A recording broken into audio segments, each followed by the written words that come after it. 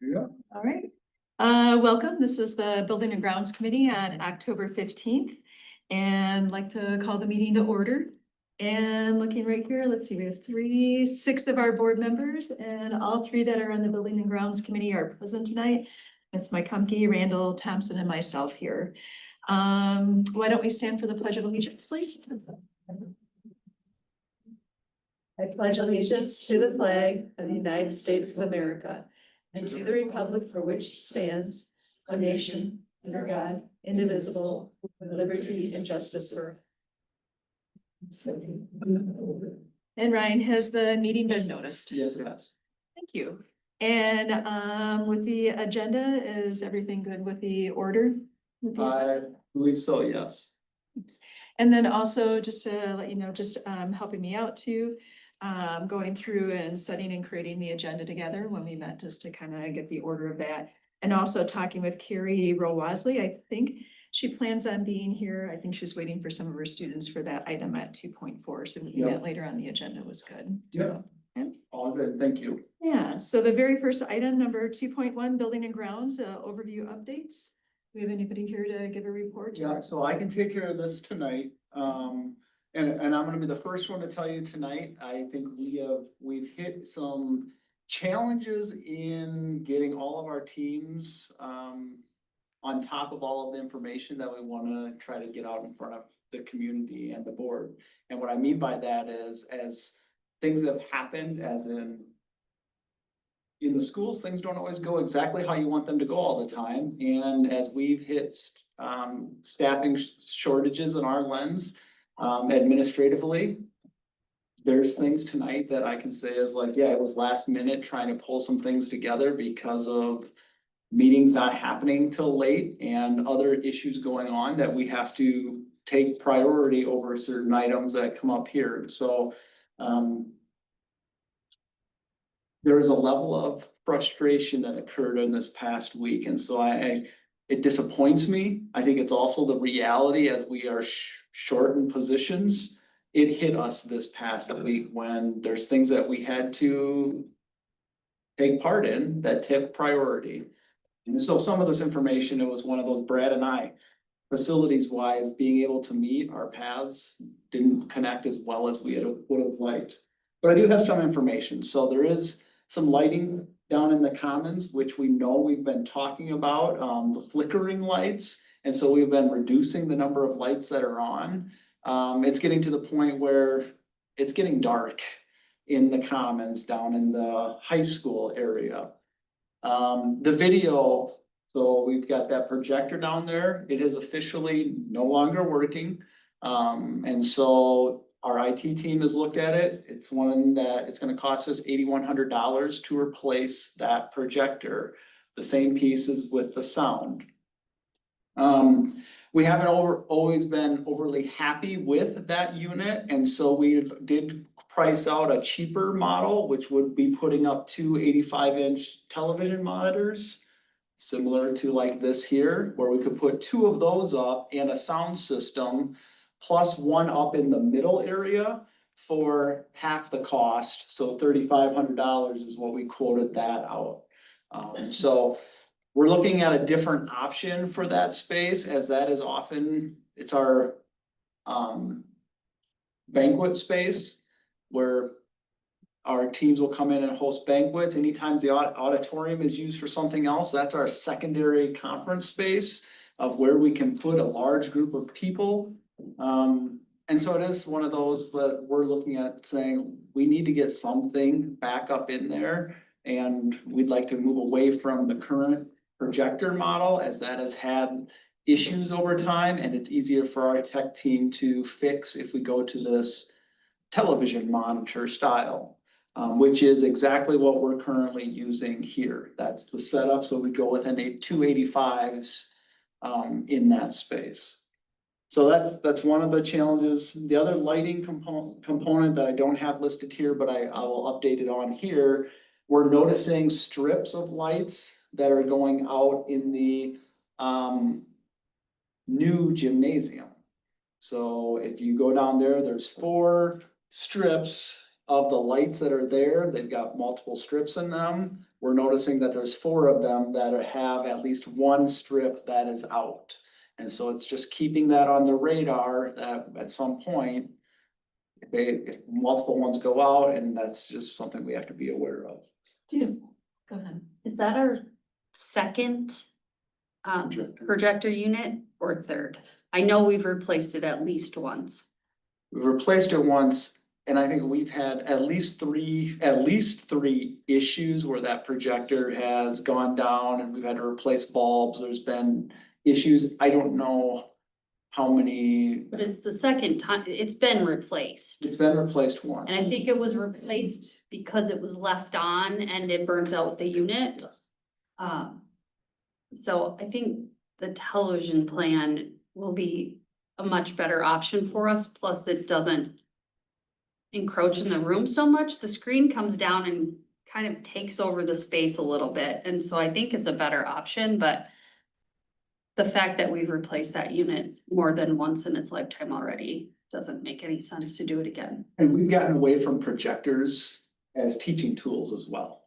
So we go to either models like this, or we do the models where you have the built-in smart panel. So it is one of those that projectors, you're adding another unit, and that one is extremely large and can be temperamental. So, and you're right, it does, you do lose space in there. Whenever you pull down that screen, you do lose part of your commons space.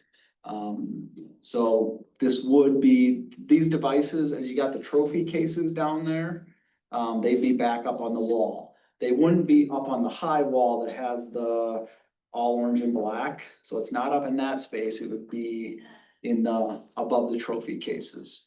The other space that we would look to add a monitor would be in the middle area, because there is the component as you're in those 2 spaces when we bring the whole staff together. It's hard to see. And so then we could mirror it right there as well, where the sound and the video would hook up. And so those devices are more cost effective. The 85-inch panels are more cost effective. And if we ever got to a point where a classroom, as we could replace it out and trade them in and out of classrooms, as that's been the model we've been going to.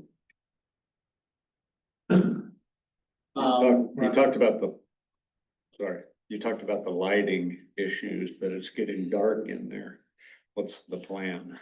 I'll get to. That one is, in the finance committee meeting, I have those numbers. Here, I don't have those. So the lighting, we need to replace the whole unit. We can't keep doing the drivers. It's too expensive. We can replace all of the units for $7,800.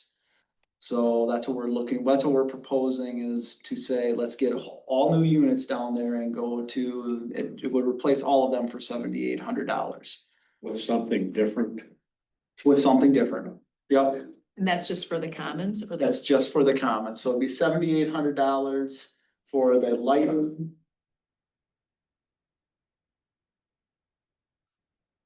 And then the video and sound is $3,500. Could the existing monitors also then be pulled into that system, Ryan, or will they all be independent?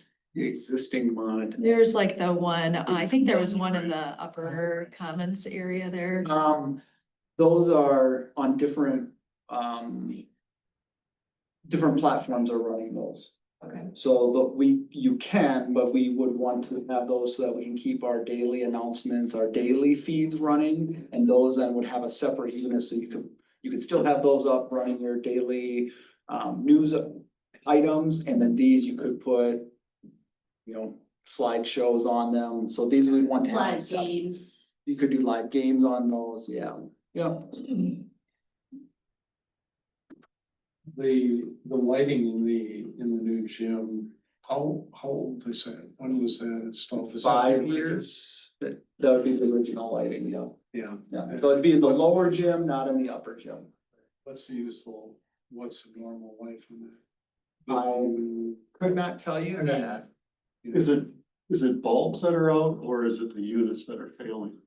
It is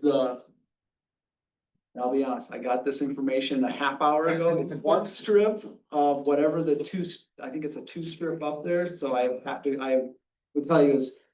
Brad, I'll look into it. I'll let the board know. At least this is an item that we're concerned about. Because those are all controlled separately, Yeah. and so I'm wondering if it's in the controls or if it's the unit.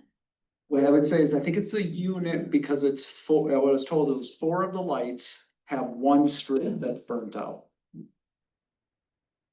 Because we've had to have that gym reprogrammed before because people were hitting a lot of buttons and that actually throws off the programming. Yeah.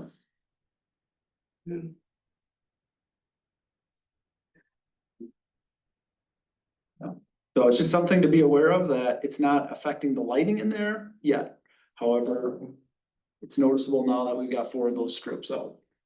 Is it over the court or is it off into the sides? I didn't get those details yet. I said, Okay. I'll go this far and then Brad, tomorrow, let's go take a look at it. Okay. Which tomorrow meaning at some point in my calendar.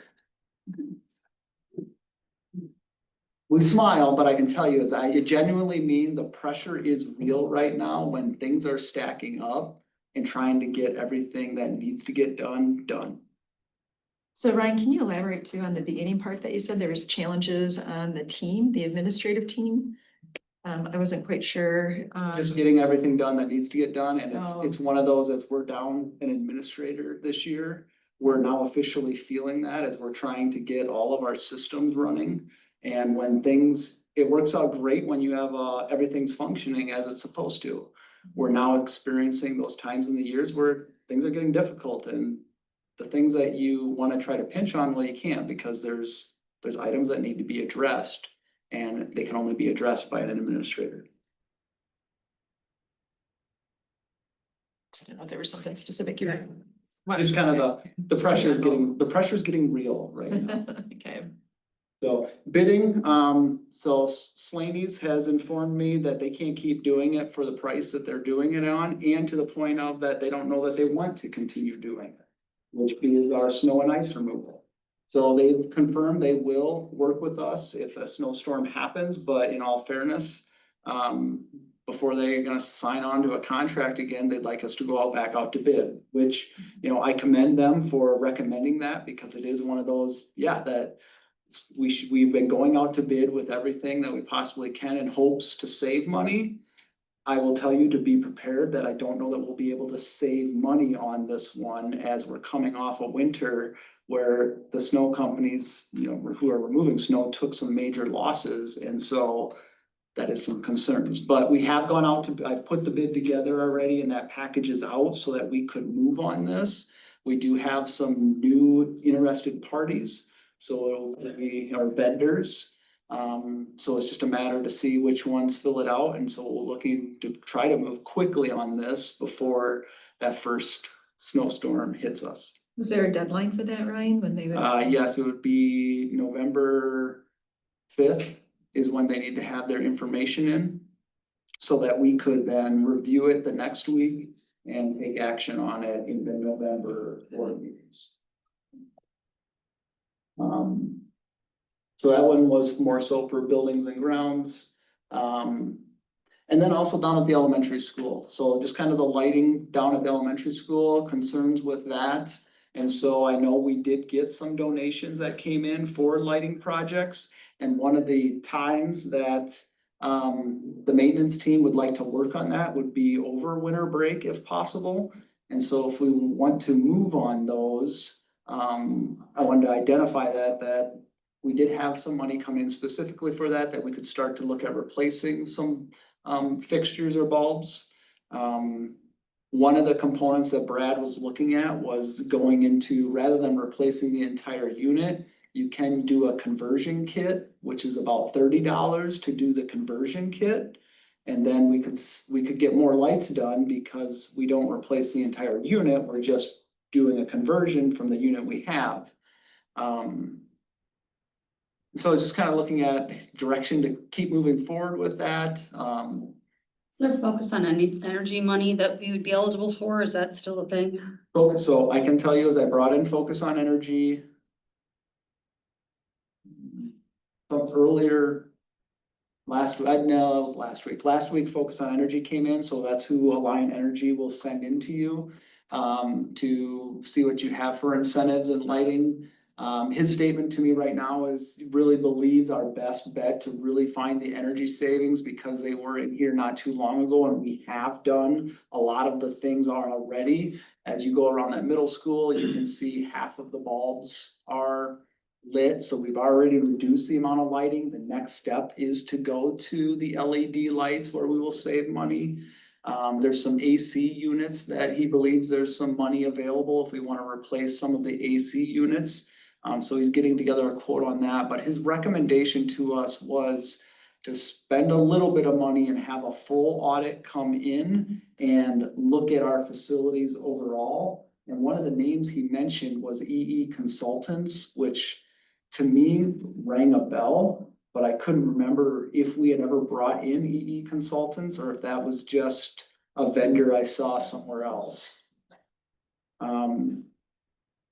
And so some of the information he talked about, I felt like Paul and Sam had done when they were here, because it was looking at, I think this is where Carrie, you were getting information about how much wattage we were using during certain times of the day. And so to me, it felt like we brought a group in to do this at one point.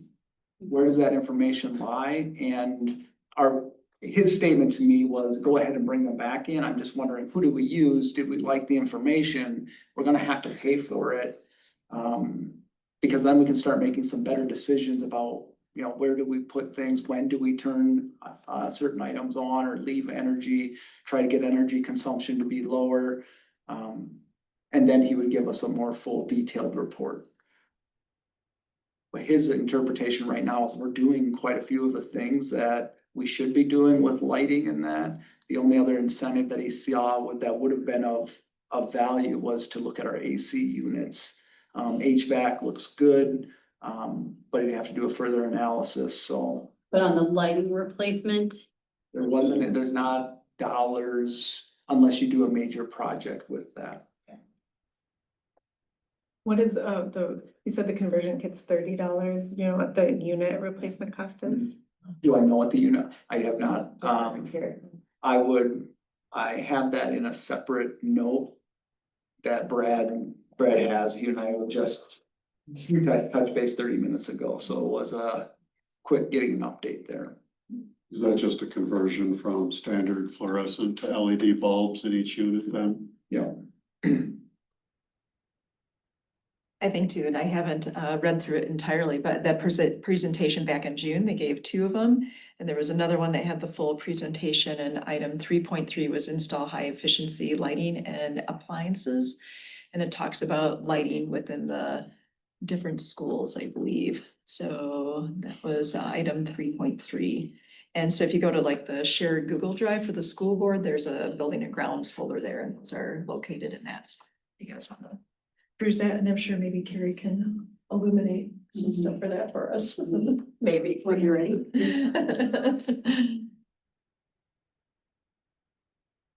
So those would be, How many lights could we do conversion wise with the donations we got? Or like how many classrooms worth?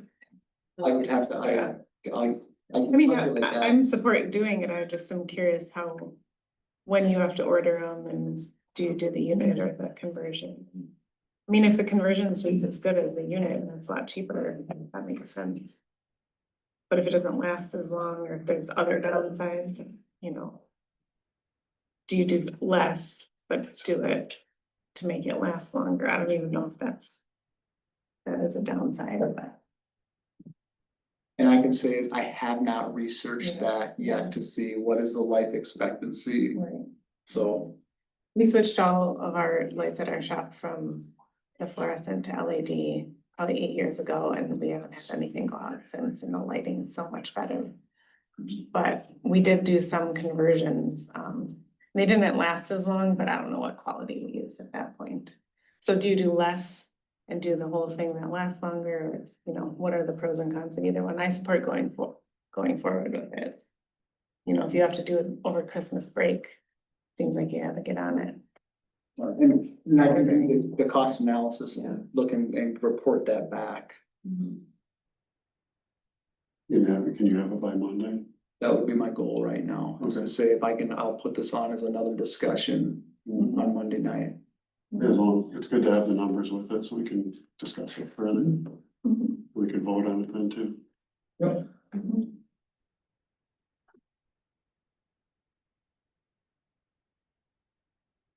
Well, I don't know. Anything else for item 2.1? I actually had one other question about the snow removal. If it goes out to bid and it says, I did read the packet, but it's been a week or something since you shared it with us. If, just say, we don't have, it's a winter like last winter, are we committed to a monthly spend with them? Or is it just per snow occasion? Well, I would say this is, so like right now, I don't know what the bids are gonna come back like. I'm anticipating we're going to see a higher rate per snowstorm is what I would envision. So they won't charge us for not plowing, but the cost per snowstorm is probably going to be higher. I can say, I don't know how else they would try to protect so that they don't have losses on their end. So and it's been quite a while since Sling's been with us for quite a while, so I don't know, I don't know what else to expect at this point. And they just charged us per snow event? Yes, you know, and per application, you know, of ice or salt or ice, they don't lay down ice. Be a new way to approach it.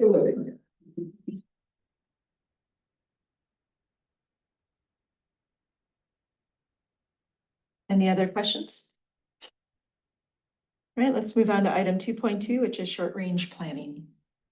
So we did go through an update, just like topics that have been completed. And then it just becomes, looking through this list and determining where priorities lie.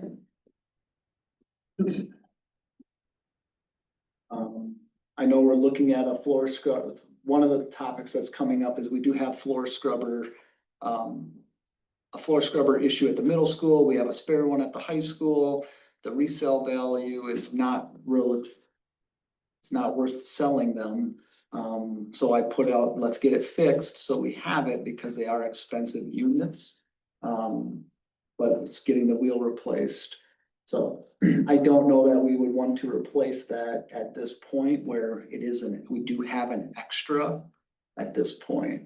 But some of the other projects, it just, do you want me to prioritize those? Do we want to prioritize those? What are your guys' thoughts as we look at the items that are on this list?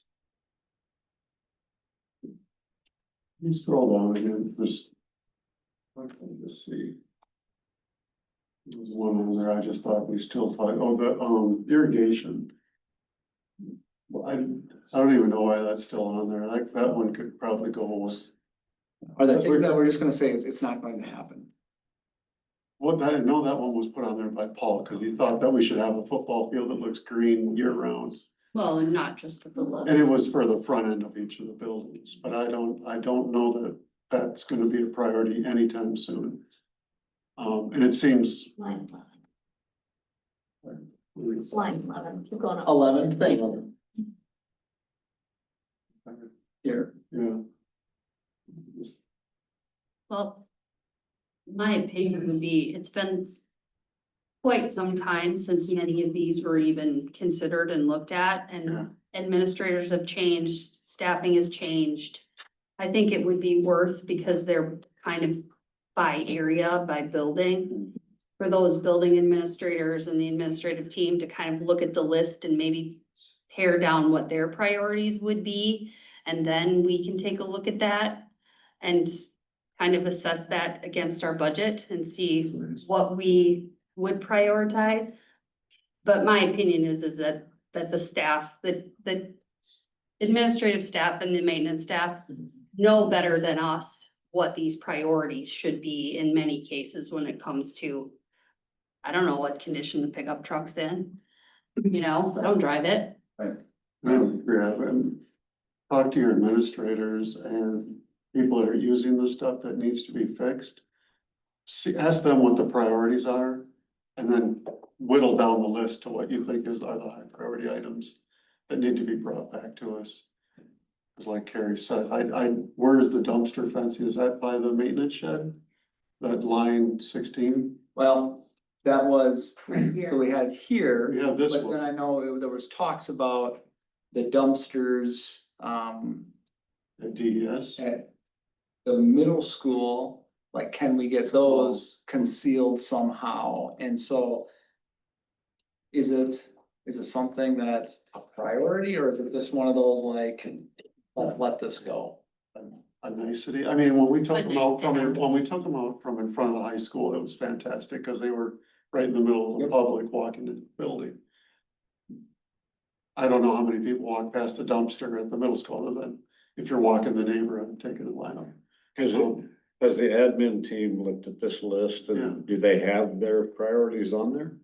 No, they do not have their priorities on there. No, right now, what we've looked at this has been one of those standing items that we haven't gotten to. And Brad and I haven't gotten to this list yet either, to say, what are the things that we truly need to get done on here, or even to say it's a priority. Right, but we even stopped looking at this list a few years ago, so this hasn't been an active list in front of us either.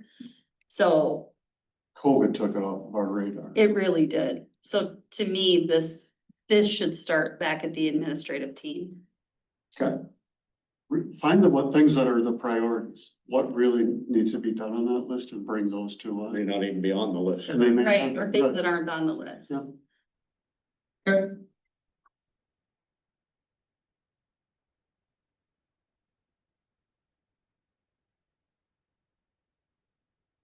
Any other comments or suggestions or questions?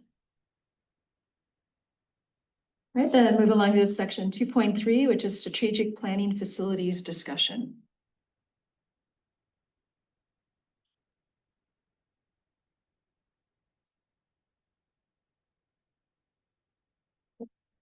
So looking at strategic planning from the facilities and finance group.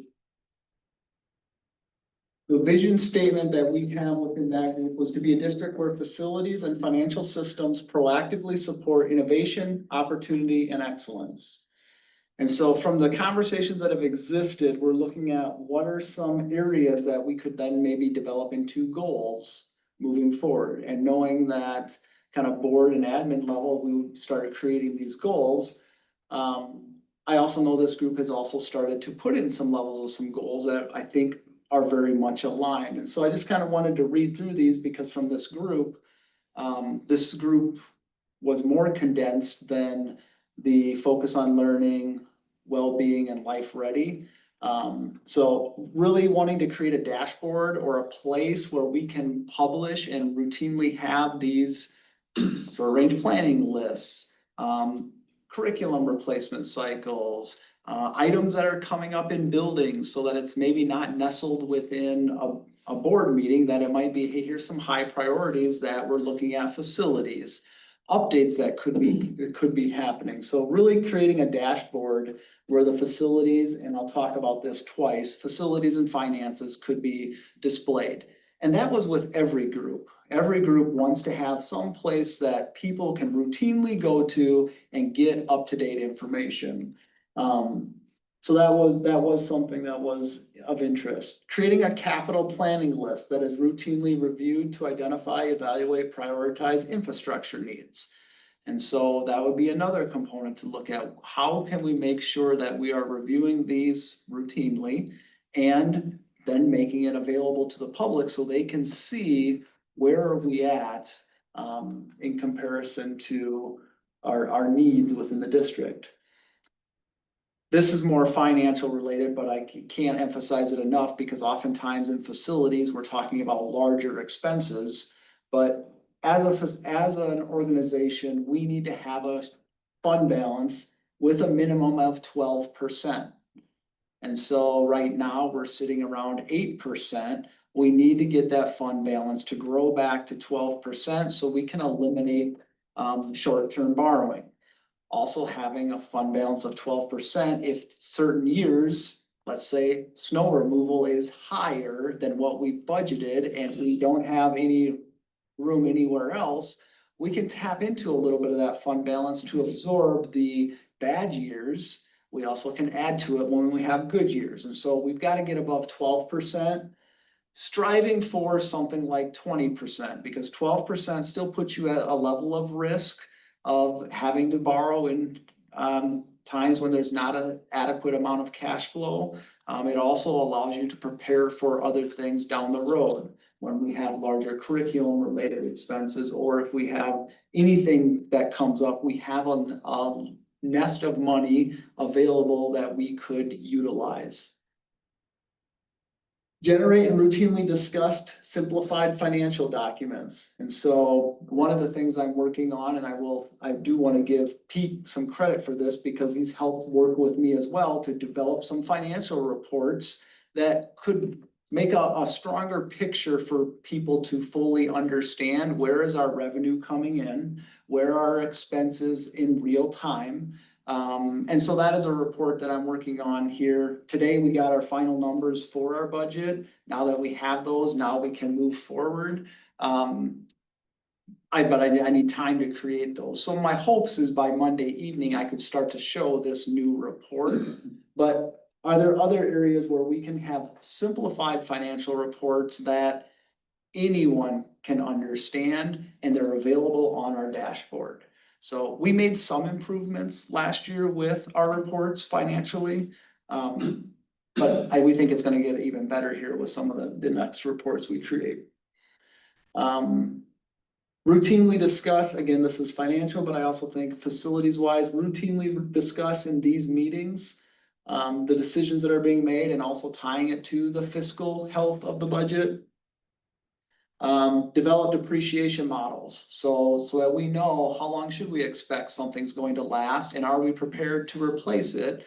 Or is it a possibility that the expense is going to be so large that we need to start thinking about capital referendums or operational referendums? And so keeping those on the community's horizons, that operational and capital referendums are a natural part of what districts have to do to fund their schools.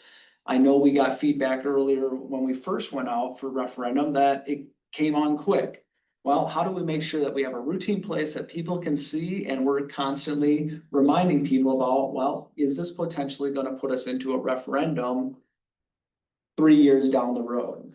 As we have recorded meetings, as we have minutes going out, we can then also make sure it's in the Chronicle, that we have this information, and people, they may say we didn't talk about it or they didn't know, but we will have plenty of points that we can reference back to. Well, on this date, on this time, we talked about this, on this date and this time, we talked about that. And that was all connected to a potential that, yes, we do need to go back out for referendum, whether it's capital or operational.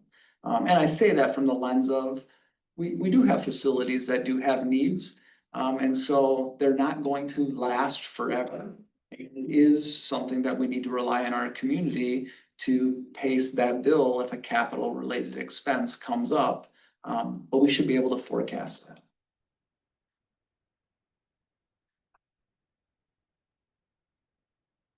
So those are goals. We will have some goals that we put in place with this, but admin team, right now, we met on Monday. We got through a level of well-being, focus on learning, and communication, where we started putting some SMART goals in place. But these would be a component of the strategic plan, and then we would have to, routinely report back out on our goals, annually report back out on the progress we're making on the strategic plan. It's more in the finance realm, but outside of the strategic planning, we need to start having some real discussion about referendum and what that's gonna look like, what we're going out for in terms of dollar, and start educating the public on what those needs are. So like, strategic plan's really important, but that's gonna come up on us really quickly. Because at our annual meeting, don't we have to approve 2? Oh no, that's for the next year. Right. Levies Yes. if it's Right. failed or Yeah, so we don't need to do that.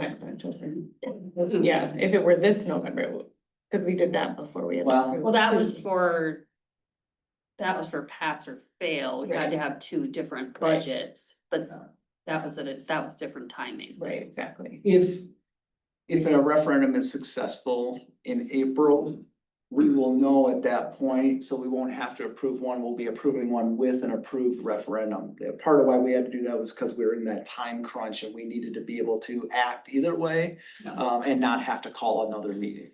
Because of the November date. Yes. Right. Yeah. But yeah, I totally agree with you because. I mean, that's we have to get in front of it because I think the last referendum cycle, we felt like we were even a little bit behind the eight ball, even though, you know, from a timeline perspective, we were on time. Just, it felt like it was really crunch. Mhm. So we just need to get that. We need time to inform the public. Yeah. Mhm. On this topic of the facilities planning discussion, back when, I don't know, it was probably in like 22, we had a facilities plan, huh? 23. 23, yeah, a plan, and it was a big packet of like, here's the status of all of your buildings and systems and everything. It's been a while since I've looked at it. Has that been reviewed as part of, because that kind of, I think, forecasted it to some degree, like things we should be considering, like the elementary roof or the, you know, whatever. I know Larry has dug deep into that. Mhm. And I would tell you on this, and that would be the piece that I wanna say is we put as part of our short range planning list and capital planning list of, okay, here are the items. Are these things that we believe we're going to be able to invest in, or are these things that are, you know, they make a lot of recommendations, they may not be ones that we feel are fit. Right, how does that work into our plan? Do you have that Yes. packet? Yep. Okay. And you probably, Laura, haven't seen it. If you No, I are have far not. behind, you can check it out. That would be great.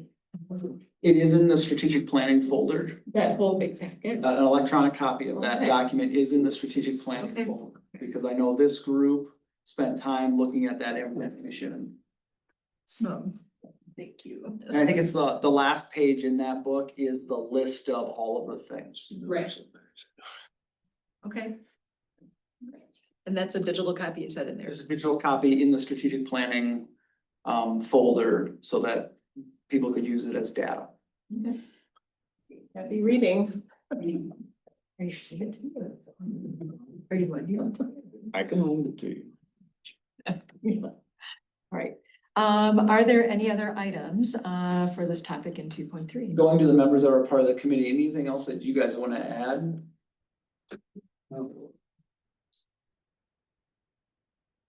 Sure, Larry?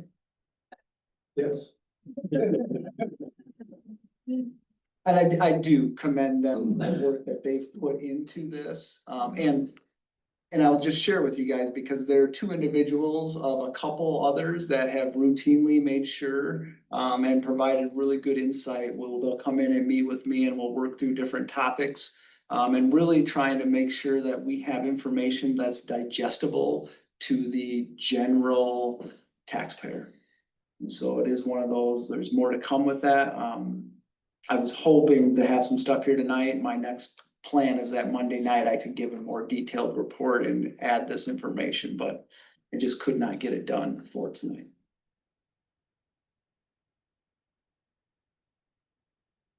All right. Anything else? Then we will move on to item 2.4, which is the net zero follow-up.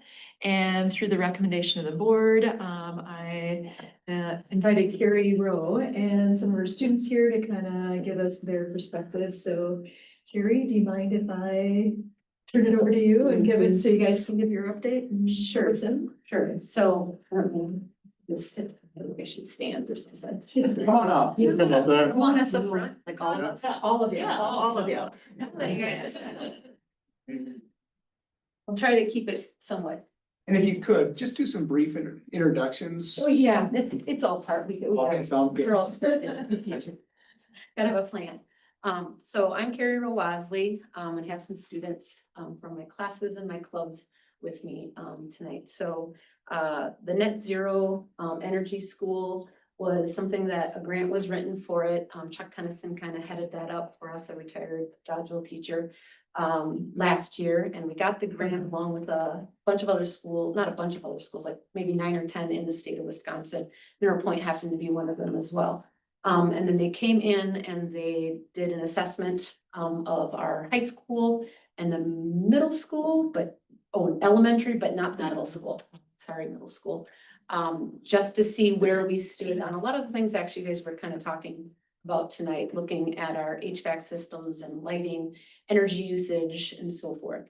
So, as a advisor to our Save the Rainforest group and a teacher for environmental science group, I've had kids over the last probably 4 years writing project plans for our school, ones that we can do as, as teacher, student, not the larger stuff that the net zero assessment kind of addresses a lot of big things that we can't do a whole lot for, but we can help with certain things. So, I'm here to, kind of introduce some of my students that are very interested in, being a part of this whole project if it goes forward, and trying to figure out what we can do from a student teacher perspective. Not the big stuff, but everything else maybe to help educate community and educate our students. And I got a couple other ideas I'll talk about in a bit. But I'll have my students here introduce themselves and why they are interested in helping us move forward with this, if we decide to move forward with it. But introduce yourself, your grade, and then just a little bit about why you. Everyone go first. Sure. Okay, so I'm Rory White. I'm a junior, and I'm just really grateful to be here tonight and that we have this opportunity to talk about this, because I really believe that climate action starts within the community, and it's really important for us to move forward.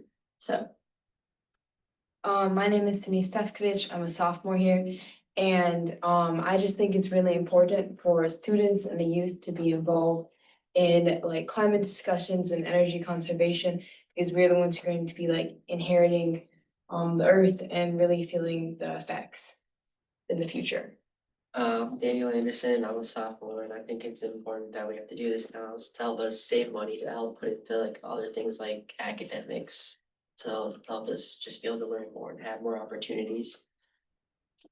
I'm Sam Ingersoll. I'm a sophomore, and this interests me because this project is a real opportunity to bring the school into a more energy efficient future.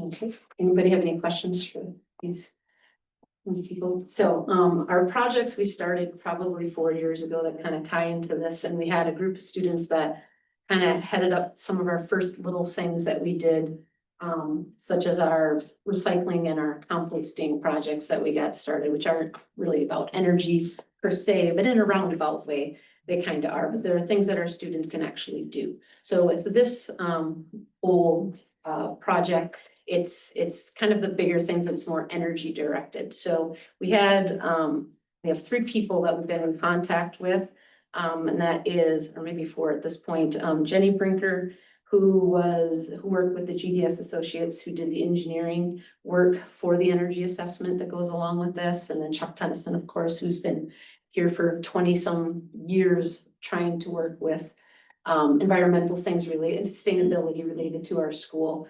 And then Yvonne, which you talked about a few times, who is a representative for Solar on School. So we had just some small discussions, not big ones yet, but small ones. And then they think that we'll have a little bit more by the November 12th meeting, perhaps more details on this. But some of the ideas so far that we've kind of come up with that kind of lend themselves to being possible, and for maybe our students to also be involved with, and the community to be involved with, so that people have more of a buy-in, would include such things as maybe having a pilot project. We talked about the peak usage costs in the building, which are our areas that if we can just deal with those for right now, somehow, smaller pilot projects, we can save a lot of money just on that one little thing. And that's just a few little segments out of the day that we have to work with. So those are our most expensive energy usages. So I think somebody said the HVAC systems are already okay. Is that true, that we don't have to do much with that? But that would be one thing if those were having issues to do more with. And this goes now leads to like having to use money or find money or write grants, and that's the sort of a modest sized solar array that has a backup battery, and that backup battery would be what can be used during those peak usage times so that we aren't having to pay the large costs that come along with those.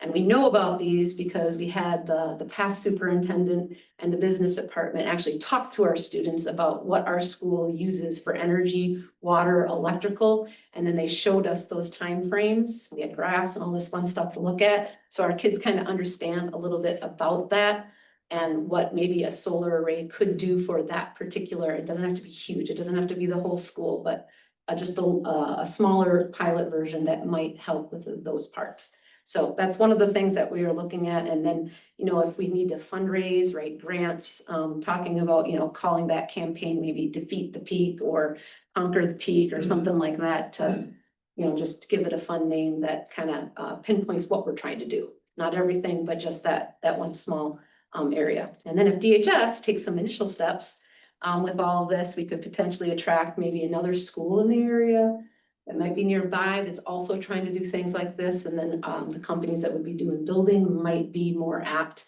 to work on small projects with us, right? At maybe more cost efficient or, you know, cost reduction, or who knows? These are just ideas that we want to get started with. Where they'll go, I don't know, but things that we're thinking about. And I know that they talked about, was it, I think it was, hold on a second, Jenny Blinker. She has students in the Green Bay district, and she talked about their HVAC systems that they do, like a pre-cooling of the building. I'm not sure if we do that kind of thing here. But they pre-cool in the mornings, and then they let that air, you know, be utilized throughout the day, and it gets a little bit warmer in the afternoon. But they have saved a lot of money by doing that to get past that peak usage time when it comes to air conditioning and heating, or the heating and the cooling system. So there's ideas out there of things that we can do, I guess, that wouldn't be cost us a fortune, right? Just to get started on small things. And once again, we're mostly here because what can students do to help out with maybe something that we do here in the future, if anything. So, Right. Any questions for us? We're looking forward to something moving forward with this project, I guess. All right. Are there any estimated costs on any of the small projects that you're talking about? No, I was talking to Chuck, and right now we're just still looking for grants and things to see what we could cover, and then like if we can find things, then we'll have more of an idea of like what it might cost the school. And I don't know if you have anything. I don't, Going I am forward. intrigued because I know there was significant amount of energy trying to combat this peak use Mhm. time. And I know I hear it in my own home about how we try to change when we're turning Right, right. thermostat up and down just to try to offset during our peak hour, so that if you can change that number, you can now change your bill. And so I know if my memory serves me correctly, the early morning when the kitchen was getting started, Yes. that was our peak time that our entire bill was being based off of. And I think, you know, that this would be the piece I'd love to set this up to be a routine conversation moving forward about where can we get some costs to see what might a pilot look like Mhm. to try to really go at this peak usage, just because that was the top thing that was recommended to us earlier. So do we have connections with who? Yes. So that then we can start to analyze what might we be able to do locally, and then is there a funding source that can go behind it? The recycling, I am curious how that's going in the high school from the student perspective. I hear positive things, but I am curious from the student perspective, how is the recycling going, as you've been a part of it? That's all you've known, correct? Yeah. I mean, that's all you've known here. I think it's going much better this year than has been in the past, because last year we had a lot of students like misplacing things in different buckets, and now that it's much more clear as to what goes where, they're like kind of following that. So Did you guys get like a new facilities or setup for it at all to make it more clear for the students? I actually haven't been able to participate this year in that, so I don't know. Yeah, the none of you were part of the grant writing last year, so these are all new members this year, because like literally our whole group of kids graduated last year, so we are breaking new students in, although you guys know what we've been doing, it's just that the other kids were heading a lot of that up. So they did write a grant last year, that particular group, and put together, or created, if you will, a new setup that looks nicer and is, pretty straightforward in its signage to do our recycling and composting in the lunchroom. Is it perfect? No. And that is part of what these guys actually will be working on more this year, again, is working to help educate students, because we have a fourth of the student population that's all new again this year. So they're, they're not sure what to do. They're just following what everybody else is actually doing. So they will work on creating more new videos that go with our new system and stuff to educate, right? And I don't think that'll ever end. Well, I guess that's where I was going with this was, we started with this recycling, and I know it was not popular when we first started, but it's all you guys know. And we've normalized it to the point of that's what we do here at the high school. And so what else can we normalize with energy consumption about turning lights off? Can we expand anything to the middle school? What education can you guys bring to expand what we're doing so that this will become the new normal and how we do things here in the district? And so that was another area that knowing student groups, your voice is important. Oftentimes people will listen more to what you have to say. And so how can we utilize that in this upcoming year to make sure we change some of those habits with energy consumption? And if it's not just here at the school, it's also in your own homes. So that would be the challenge I would put out there is, can we look at this peak usage, get an analysis for the costs to see if could we get a unit here? And then also what other practices can we change with just general energy usage around first our school? But I think there's another school ready to move as soon as we have some student voice ready to help drive it. Perfect. See, the projects are ready. So Carrie, did you say that Chuck might be available to give us more information? Yeah, I think the three people that I listed, they're gonna be talking more with us over this next month. So by maybe the November 12th meeting, we'll have a few more details, even maybe some costs in terms of, what some of those things might look at. So Chuck Tennyson in particular has people out looking for grants and trying to find things that maybe we can move forward with, right? It all comes down to funding with a lot of this, so that will be the tough thing. That's the hurdle right now. When's your next meeting date Or, as a group? as a group, our meeting is the last Thursday or Friday of the month, this month. It's on that calendar. My calendar opens up after this annual meeting. Okay, And so I would like to come. so to I that. can Yes, invite I'd you. like to come to Okay, that. I'll do Let's further discuss perfect. our next steps and how we want to do that. And then we can bring that information back to this committee Okay, in November. okay. And then hopefully we'll have talked also to Chuck and some of those other people by then too, to share that info. Okay.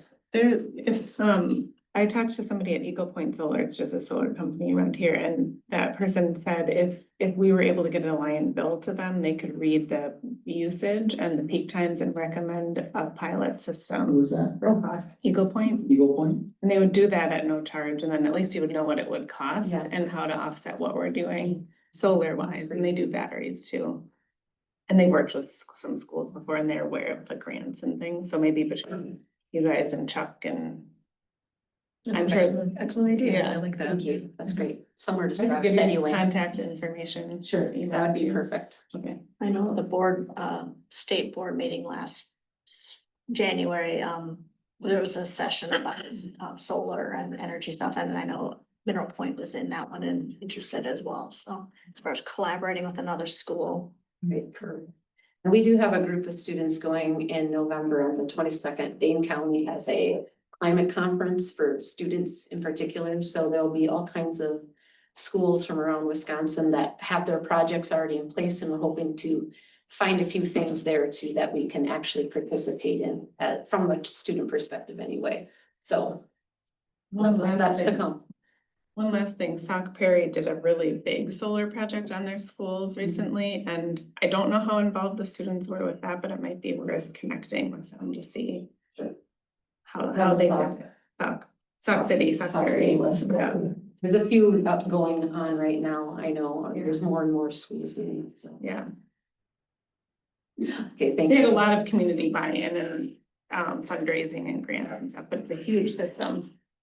Upper Wisconsin Counties Association, CISA 10, seemed that was their main focus was on solar energy. But I know that's out of our district, but it doesn't mean that CISA 3 wouldn't pick up, make connections and do things like that, but that was their booth up there was solar energy with schools. Does have anything more to add? Thanks for coming in. Thank you very much.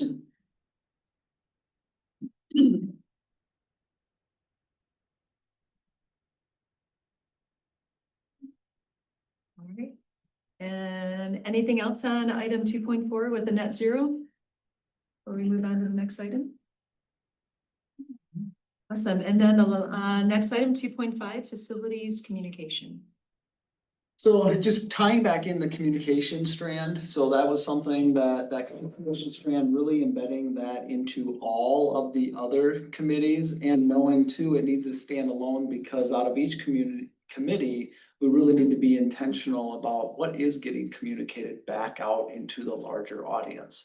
The dashboard will provide a spot for us, but there is a level of communication. And so the vision with the communication committee is to be a district where the community feels informed, included, and engaged through clear, consistent, and timely communication practices. This is again is embedded. So one of the key areas we're doing is trying to get this dashboard. The last component that I think is important for our committees to think about is things that were discussed. What are key things that really should be highlighted either in the Chronicle or maybe these are things that we want to post on social media, that how do we make sure that this information is clear, timely, sent out to the larger community. So that was one of the items looking to put on each committee is what communication really needs to be made. We want to emphasize this was discussed tonight. Is there things from tonight's meeting that really do feel like, yeah, we need to take a high priority on this to communicate out to our community? Was that a question? Or is Yeah, that something for future? But I'd say this is, Thank you. that's what this spot will be. And is there anything from tonight that you feel really stood out that we want to make sure moving forward that the community is well informed on? Well, short range planning, once you got that sorted through, I think it's important to have that, I think, so that people know what's going on. That like, 3 to 5 years or even next year moving forward. I think just the general overview of what we're discussing in building and grounds, because it's obvious when you talk to people in the community, they don't know what we're doing internally, so it's good for them to have that, this agenda even maybe just posted on that dashboard. I think that last topic needs to be highlighted, that we have student groups looking at energy savings as well as solar bigger projects. And so. Yeah, kind of highlight what they're currently doing and Yeah. looking forward to doing bigger things. Looking forward. Absolutely, that's a great idea.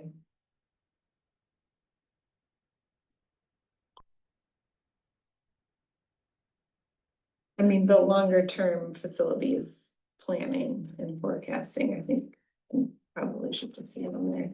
Like you said, so we can plan for a future. There will be another capital referendum at some point. The buildings don't last forever. We don't have enough money to put a new roof on if it needs it, when it needs it.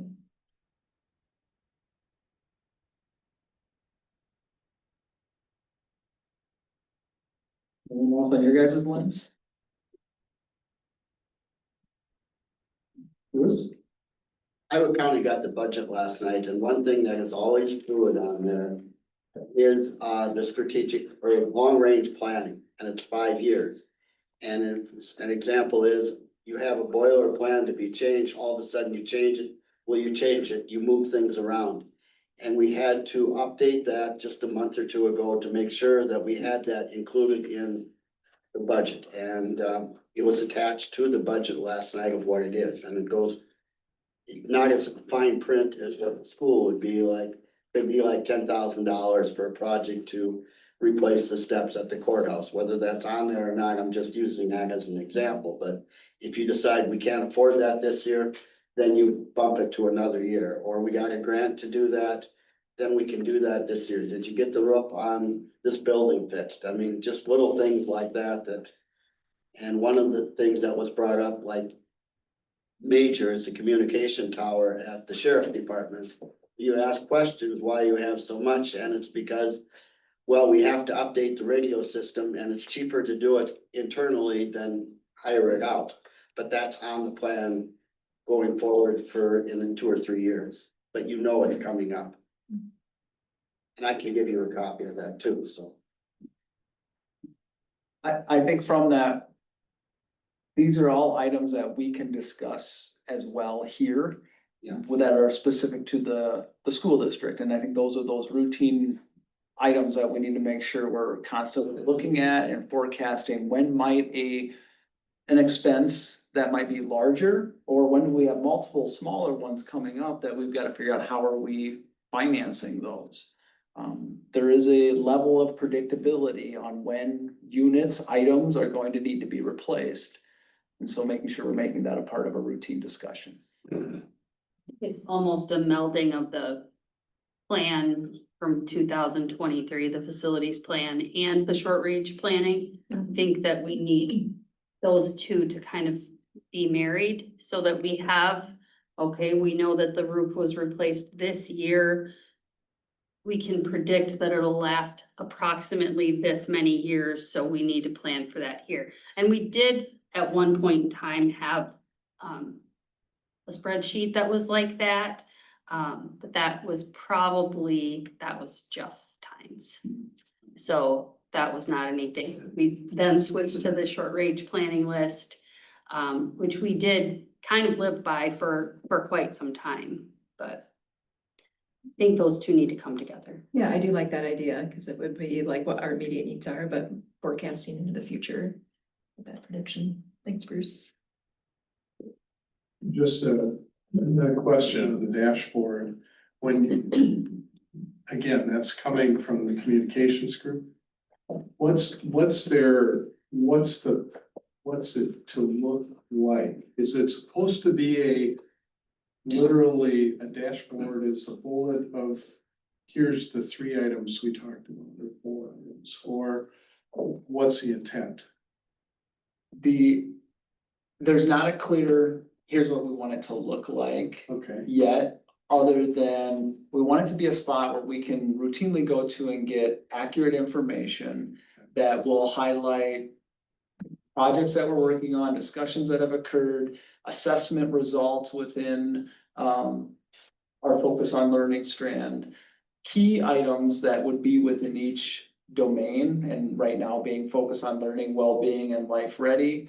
And then we'll have what I envision, you're gonna have a facilities, where are we at within facilities, and then a separate one that is, this is where we're at with finances. To not muddy it, I'm envisioning 5 different tabs that you can click on. I wanna know more about facilities, so I'm gonna click on facilities. I have not seen one yet that is like this is the model school district that communicates out all of their information. We've got a couple visions in our head on how we can design this with, and it would be a website-based dashboard where you're gonna have to click on our school website, and then you can click on this page and it'll get you into the strategic planning, kind of, here's the dashboards. And then it's the other reality that I think, as I talked about tonight a little bit about, okay, who's gonna take this on? Somebody has to keep that accurate and up to date, and I don't have the who there yet. That becomes one of those, okay, if we want this information readily available, who or what position is going to take on to make sure that we can do it? So Do you envision, I know the last referendum cycle, we had a referendum landing page. Do you envision that being separate? Or a part of this dashboard you're talking about? I would say that would be a part of our website, that this dashboard would be separate, because the referendum will be short-lived, this dashboard will be ongoing forever. The referendum page will also want to provide questions and answers, the financial information, so there will be some crossover of information. Maybe links on each to each other. Because it's just really important. I think the Q and A piece especially, we tend to end up answering the same questions repeatedly. And so if we can have really solid, here's the question, here's the answer that's available on the website, that helps all of us as well in the process of informing the public. And we're also trying to make sure that the information we have out there right now doesn't contradict. Because there is some components on our website that are not currently accurate. I'm thankful that we've got some people looking out for us to say, okay, when we look at your staffing, it doesn't look accurate, and so we've got to adjust some components because it provides a level of contradiction. We know what it means, but when the general person will look at it, it does make it feel like something's off. So it is, those are important pieces of information that we're trying to clean up, and in some regards, less might be more, where don't overcomplicate it, and now you're putting out information that doesn't fully match. It sends the wrong message. I think this discussion really highlights the need for somebody to manage the communication. And I will tell you somebody's, because I think the challenge we have when we rely on a somebody, when they're out, it is almost impossible, and that is the biggest challenge right now. Why I will tell you, it will be a Google site and not a web page. Every single one of our administrators and administrative assistants can edit a Google site. But we don't know the ins and outs of a web page. We can do enough damage to maybe get through, but it doesn't work. If we can get a Google site that will look just like a web page, and then we can go in and do live updates and get photos or things on there that we need to. So that we've got a better chance of making this be something that everybody's really proud of, and a place that really everybody goes to because they know they're gonna get the most up-to-date information. We're not looking for it to be Facebook, or not Facebook, we're not looking for it to be Facebook, Instagram, where this isn't about getting instant information. This is about getting, it can be 24 to 48 hours removed from a meeting, but you're gonna have accurate information that is coming from a higher level. Yeah, I agree. It's probably not a individual, it's multiple, but it also has to have some limits, or you're gonna have issues with that contradictory information. So, yeah. Just a question too, again, on the dashboard, when you're assuming that each of the committees will have this component in it at the end of the meeting. Is this something that each of the chairs then is responsible for making sure they provide, here are the 3 or 4 bullets that we want to include in the dashboard? And it's also something, again, that you're going to share at the regular board meeting. So now you've got consistency coming over here, and that's also what you're gonna hear at the board meeting. I don't know, I would tell you I will make sure the right information gets back out to the updating the dashboard and the internal side of that. I do like the idea of, okay, as you a committee chair, what the members have said was the most important. So that we really want to make sure you re-emphasize that, because here we're saying these are the things, this was the items that came out as being the communication out. Well, now it's getting repeated another time at a board meeting so people can hear it again. Well, it also ties like a tab for facilities. And you've got long range plans, short range plan, and then you can have the notes from the committee, the B and G committee, what we talked about. And that you can see the alignment to the bigger plans that we have out there. So that all of it stays kind of aligned. So I'm gonna be the wrench and say, this is all important. And I don't think we should prioritize the things we're talking about because we're talking about all of it. Because it's all valuable and it's our responsibility to make sure that we're staying on top of these things. So I don't like the idea of saying what rises to the top in terms of value of what we talked about tonight. We need to talk about all of it. So that's my opinion. Just, we have to make sure it's all boiled down so that it makes sense to the general public, because the only reason we're putting information out is for the public to understand it. Internally, we have conversations, we understand our lingo. It's when we go through this divide here and it goes out to the public that we have to make sure it all makes sense to them too. Well, I think, you know, there's some value, there's wisdom, and if it's all important, then there's that mantra that if it's all important, it's nothing's important. I hear in the lens though too is, yeah, these are important items because they made it to the board committee level, and so we're having discussions about those. It might become one of those, it's a good chance for us to rehash over and make sure, like, are we speaking in lingo or are we speaking in language that the common person can understand? Let's be intentional here, right, Larry? Let's be intentional here because being honest, outside of this room, you know, we've slowly lost audience members. That, you know, that once this goes out, people don't understand everything we're talking about outside of this discussion. They're not gonna read all of the minutes. Some want, just give me a text message. Well, but now they're not getting the key bits of information. So what can we do to really make sure we're highlighting the bits? And there's certain items in here that are future planning, but there are some items tonight that came up, like people need to understand that we need to update the lighting in the commons. That is a big issue. The net zero, we are having conversations about how can we do energy savings.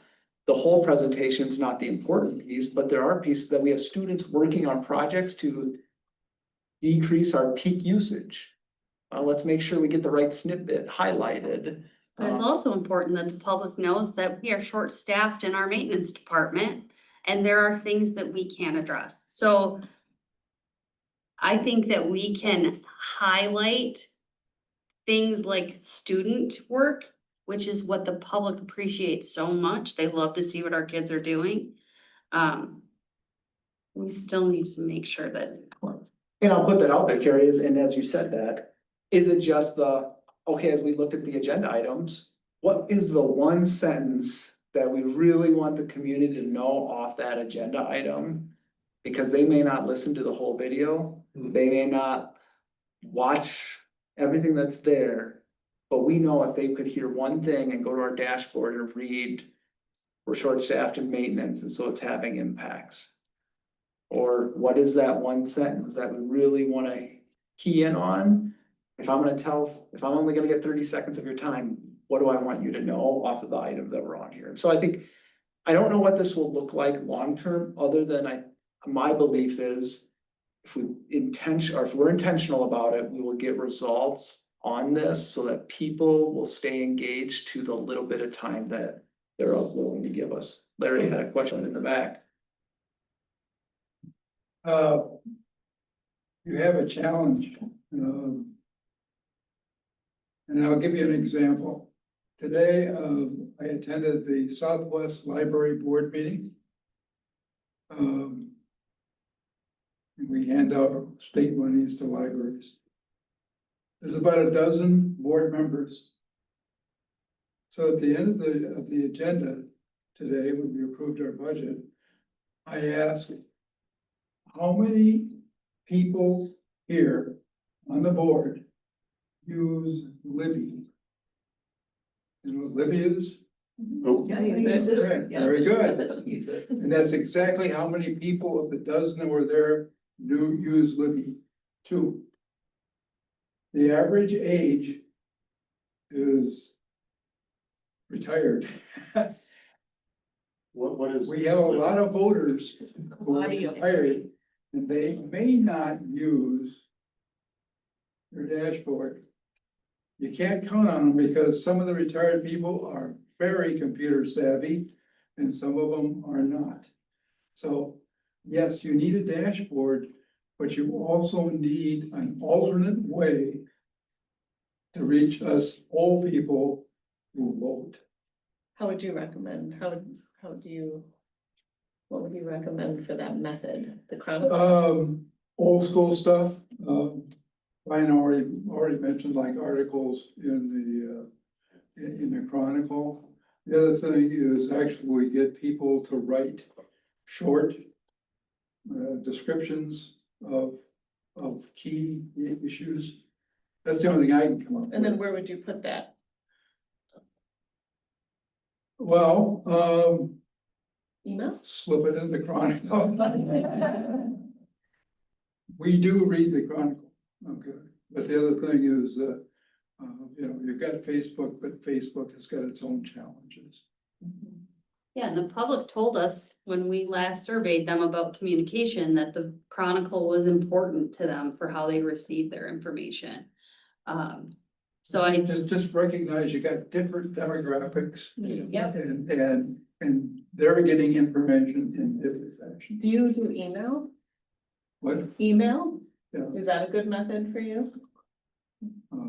has been for many years. Because I say that because I was at a WASB conference about communication last January, and one of the school districts that presented they were going to referendum, and they had a newsletter sign up on their website where any community member could just type in their email, go, and now you're on the email list. So anytime the district wanted to put out a newsletter, whoever had signed up, and they did like drives, when they did like the alumni soccer thing, they had them all sign up, so they like actively tried to collect them, but then it just lived on their website. So if you're signed up to receive information from the school, you all of a sudden have this really big email list outside of the families that can get this kind of information. I think it would By be very effective.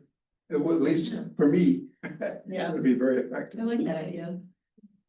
Okay, thank you, sorry. I mean, then it's the who's gonna write that, but if it doesn't have to be long. And I think this component here, this part in the agenda, helps us slow down and reflect about what did we discuss tonight? And what might be some key bullet points that will get put back out into an article. So I think it's very doable. I think it kind of goes along too with what I shared with you guys this summer with that Board of Education, just like a real snippet after each board meeting where it went to a mass mail. I mean, I still get them and I'm not part of that district, but again, they have my email, so it gets out on that mass one and it's just, and it was very short, but then it included the links, like if you want more, you want the video, click this, and other items, so. But it was very short, so. And that's just overall communications, it's not specific to like the different subgroups, but it ties in with communication, so. Yeah, I don't disagree with any of those. I think it's all good. I think you can also create that consistency.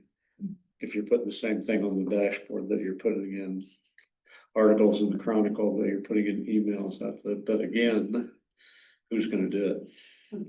Because that takes time. I mean, that thing you shared with us, there's a communications director. You go look at all of them. There's somebody whose job it is to do that. And that's, I mean, you guys already have way more to do than you can. I'll bring up in finance, we need to get out of having the multi-function jobs. Yep. It's not working.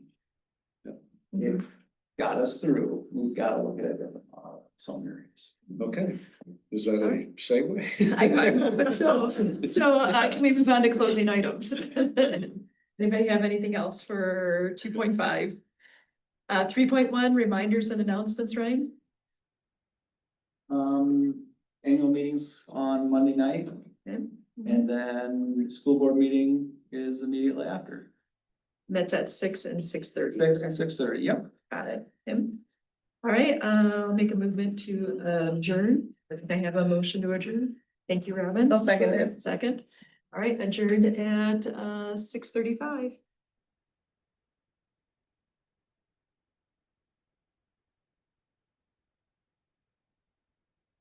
right, we'll call the facilities meeting to order. We're a little bit late, 6:35. Finance committee. I mean, Finance. what the- We said facilities. See what's in my, Again. what's in my head. The finance meeting, we'll call to order, roll call, we have 6 board members here, including the 3 committee members, myself, Laura, and Michael. And the meeting was noticed appropriately, Yes, it was. and any changes to the agenda? No, they're not.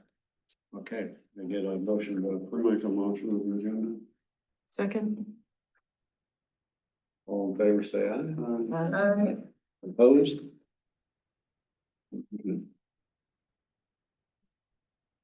Item 2.1, vehicle purchase through grant up to 45,000.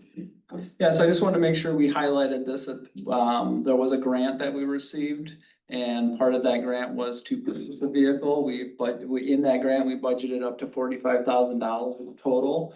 And so put together in an RFP, so a right for purchase, a bid that we will be sending out to area dealerships to see if they can fulfill that need for us. So we do have the money available for us. It's now just a matter of, can we get a vehicle that fits those needs? We're looking at a van or SUV, so we want to be able to have maximum occupancy, seating capacity, low miles. It does not have to be a new vehicle, but a reliable vehicle. So that's what we'll be doing here in the next week.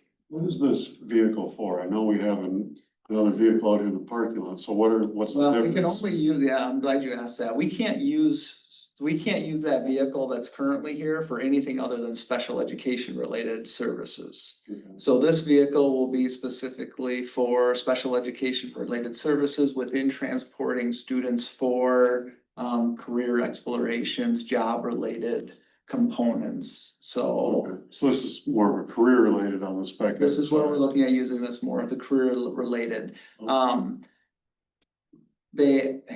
We can't use it for, we have a sporting event tonight, you can't use it. We have admin once it's going to a conference somewhere, you can't use it.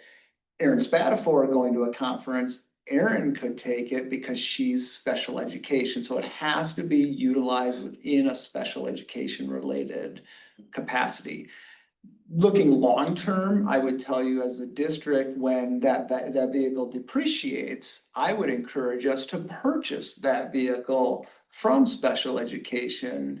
And my understanding right now is that's after 5 years, we purchase it and now we can use it for general education or special education. It's and so there is the difference is special education can use our white passenger van. We can't use the SUV. So that's how the law is written. But the new vehicle is also gonna be special. We'll be approving that Monday. We're looking to approve that on Monday. We'll be taking it out to bid. I doubt we'll have the bid in on Monday. So I've got the same deadlines for that bid being in November. So yeah, November 5th. yeah. Once we make the purchase, then you guys would approve that. Okay, any other questions? 2.2, grant recipients. Why I put this price is just to reemphasize that this was a grant, so that is why we are able to use those dollars. The district is not funding those components. I did also want to reemphasize that hydroponic unit that we talked about in the curriculum committee meeting. So that's a $20,000 purchase. $15,000 of that was grant money or money through Southwest Tech that they were offsetting from previous units. So that 15,000 was money we're not spending. And since the product is producing food for food service is able to purchase the remaining component of that. In looking at it, we're seeing it's going to pay itself off within 5 years. because it's going to completely offset, not completely, the goal would be is if we had enough units, it would completely offset our lettuce production. It's gonna produce 25 pounds of lettuce that the Fund 50 will no longer have to purchase. And so that's where we can use those dollars. Every week, not for the year. Exactly, every week. I will tell you, so right now, because of that, you know, there are some components that we're looking into is if we were to grow lettuce for just the community to have, we could look at Fund 80. But right now, food service, absolutely, and I would tell you is I think this is a great activity for our students to participate in, is that we're gonna grow this lettuce for our consumption here at school. Let's keep it internal. Fund 10, there's no cost to the Dodgeville School District through Fund 10. It's gonna be grant money, and then Fund 50 is going to pay for this unit. And so that will become an action item for Monday night. What's Fund 50 again? Fund 50 is our food service accounts.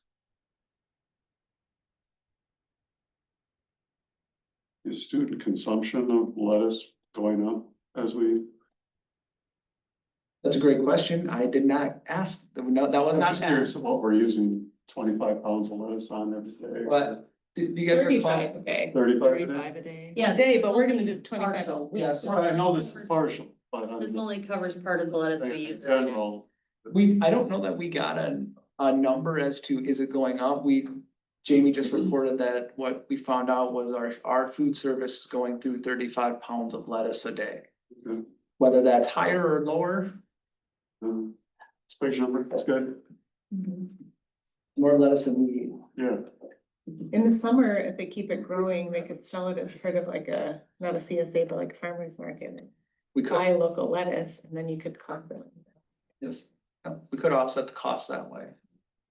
I think Jamie talked about in the summertime is when they really do a deep clean on it, so they would not have anything grow for a period of time, so they could clean the entire unit at once. But it didn't sound, I think it was like a couple days. Right, and Yeah. it would, so within, you'd probably have With a a week. couple of weeks down maybe. Before you had some ready to harvest again. And I guess just having the students too during the summer to kind Yeah. of chip in with that too. Right, right. So that would be another. I don't think it takes a lot, but as I understand it, but we'll find out this school year, hopefully. And just so you guys are aware, we are looking at that back hallway between the library and the CTE hallway or wing. Yeah, and I guess I just hope too that we make it very clear too when, I mean, because again, it's an awesome thing and it's gonna have a presence. But as we're going forward with the referendum too, just to make it known that this was all grant money, no district money was used to subsidize this, because we still need money, because if I drive by, I'm like, oh, they're asking for money. Ooh, look at that shiny new thing they have in the window, and then Well, it's not all grant money though. 5,000 is from the food service budget, so that is district money. that is district money, okay? But they So, would be. It's not all paid- grant money. Right, Yeah. right, but if you, yeah, over time, I guess, if you paid it off. Right, You're so, offsetting. so it's paying for itself. It makes sense that food service could pay for it because it offsets their budget. But it's not Got it. 100% grant money. So, It's not coming out of the general fund. General fund, Right. our operational fund is where it's not coming out of. Or, yeah, so it won't impact the budgets of any other. department. Well, right. Yeah, yeah. And we can't use, Fund 50 money has to be used for food service related items. Right. Which, this is, I wish solar was this way. In 5 years, it's paid for itself and now you're just benefiting. In 4 3/4 years, this is going to pay for itself. And now it'll offset our food service costs moving forward. So there is a relatively quick turnaround time in being able to offset food service costs moving forward. So return of investment, I like the 5-year window of time. All right, And that's not even using, we do have some donations in-house that we could use for this, but looking at that, I'd rather use that money for something else. So just like here, so when it does arrive in that $20,000 figure, that does include like the seeds and the nutrients and everything in it too, or is that an additional expense? Instead it was the Yeah. full package. The full the package, full so have starter. everything there? Yep. Yeah. That's how we presented it anyway. And then they'll need more seeds later on, right, I assume? So then where does that come from? Will the kitchen buy the seeds then again? I mean, because it's gonna be recurring, Yeah. so you just don't have one set of Probably seeds. each year or season, cause I know lettuce, as long as you keep cutting, it keeps regenerating, cause we grow it at our cabinet. Right. I guess before I would say is I have, all I can say is I don't have the answer to that component. If food service is reaping all of the benefits, I would bill it to food service, to say food service, you're gonna buy the seeds, we'll grow the lettuce. And the nutrients and everything that would probably need. We'll provide the sunlight and the water. And they have to provide the seeds. And the electricity, right, I because do they think has grow that lights. When he presented this, he talked about the seeds, it was more than like just your first batch of lettuce. Yeah, So it might even be you for the whole like year, the A seeds. year's worth. I mean, seeds are so cheap, that's gonna be the least of our expense. So it's not like we'll have to start buying seeds right away. No, I guess I'm just being mindful of other departments, like I said, that have been put on hold and being respectful for that. So like I said, many departments have been, so no, you can't buy a classroom set of books or anything like that. So that's tough.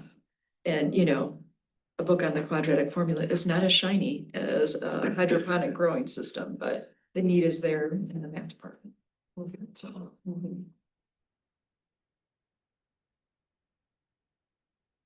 Okay, any more discussion? Thoughts, comments, questions? If not, we'll move to 2.3, request for snow and ash removal. Just wanted to bring this back up, knowing this kind of fit into our facility conversation, but we do need to take this back out for bid. And so, this would be a good spot either to reference the previous conversation in the video, or as we look at this to know, we do have to go back out for bid. And so financially, I just want to reiterate here, I'm projecting this is going to have to be a higher dollar. It's going to end up being higher than what we've projected in the past. We might get lucky, but I just want us to be prepared that when these bids come in, it may not align in what I have budgeted, because the budget was built off of what we've done in the past. Did you get any idea from Slaney what they're looking at, like percentage wise going on? No, because he was leaning towards the lenses. He's not even sure he really wants to do this anymore, and maybe scaling it back down because we are one of the larger businesses. I did put in there, after talking to Brad, we can change some of our plowing practices that might help offset the costs, knowing like this parking lot here, we have bid in the past. We could do this with our internal, and it also doesn't need to be done at the same rate that the other lots. So we said this lot here, give it in the bid, break it down so that if we wanted to exclude this lot, we don't need to have this lot as being a part of the bid if it might lower the costs. The same thing being the trail around the middle school, the back service road in the middle school. The team felt like, well, we could do that with our equipment, and knowing too, yes, school's shut, we have plenty of time, so we felt like that wasn't something that needed to be opened up now. So bid us out on that one, that it is a reduction if we don't have you do it and we do it internally. In the past, and then the service road, but we have done this service road. I told them, put it in the bid, so do our entire campus in the bid, but those 3 areas give us a reduction in cost if we don't include them. So is that how, because I was gonna ask how they bid it, you said it's by when they come out here, so they bid by the area, they, so much to clear this parking lot, whatever it snows, okay? Yep. And then also bidding if they have to get in, larger equipment, because we've got a significant amount of snow. That is all part of the bidding package. But they're responsible for that. They've got to have $1 million worth of insurance to cover in case anything were to happen. They provide their own staff. So, yeah, they're a vendor.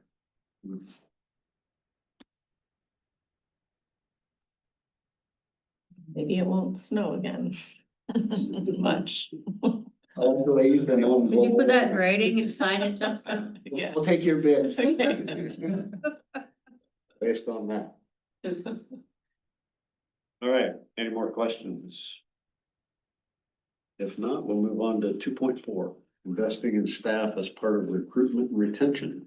I want to bring this back up. I did not make it. This is an area I didn't make it as far as I would have liked to. Working with legal as well on this matter is as we're looking to our support staff, trying to increase some of their wages and be more competitive and making sure that when we do this, we do it right. Knowing support staff area, this is an area that, you know, when I talk about admin are busy, we're still hiring, we're still interviewing. This has been going on all year. That is something we didn't prepare for. And so as you're trying to build in candidates and do interviews, and then knowing those people were doing something, and oftentimes it is going to be back on finding staff that can pick it up, or at the end of the day, it'll be admin that have to supervise a certain area because we are not fully staffed. And so that is just, it's an ongoing component. And I think part of our issue is in talking with neighboring districts who have increased their wages. They had to increase their wages in order to get people to apply and to take these jobs. And when Walmart is paying higher than we pay, that is a challenge. And so it is an area that I'm trying to figure out how to reassess where our hourly staff are at and try to get them something here immediately so that we can retain them and keep them. But in working with legal, I need to make sure that I do it in a way that's legal and it doesn't cause us bigger issues later on. The other component is I'm also working on trying to create a salary structure for our salaried staff, because those two numbers we need to have as part of our referendum, because in the end of the day, we need to retain the staff that we have. We need to coach up. We need to provide professional development. We need to invest in the staff that we have. I was hoping to have some more numbers for you tonight. It's just, this is an area that we had to give. And so I hate to say it, I'm just not as prepared to give you guys any information other than to say is we are continuing to work on it. And I'm hoping this I will not have by Monday night. It's an ongoing process. So Ryan, when you said you're working on like a salary schedule of the staff, is that in conjunction with like the leadership team and that subcategory with Yes. the salary? And have you guys met lately at all, or? There's been some subgroups that we've talked through. We met Tuesday night. Yes, we met Tuesday for about a half hour. Just this like yesterday? Yes. Okay. And that was a whole leadership team or No, the it was only that, it was just that subgroup. salary subgroup? Yep.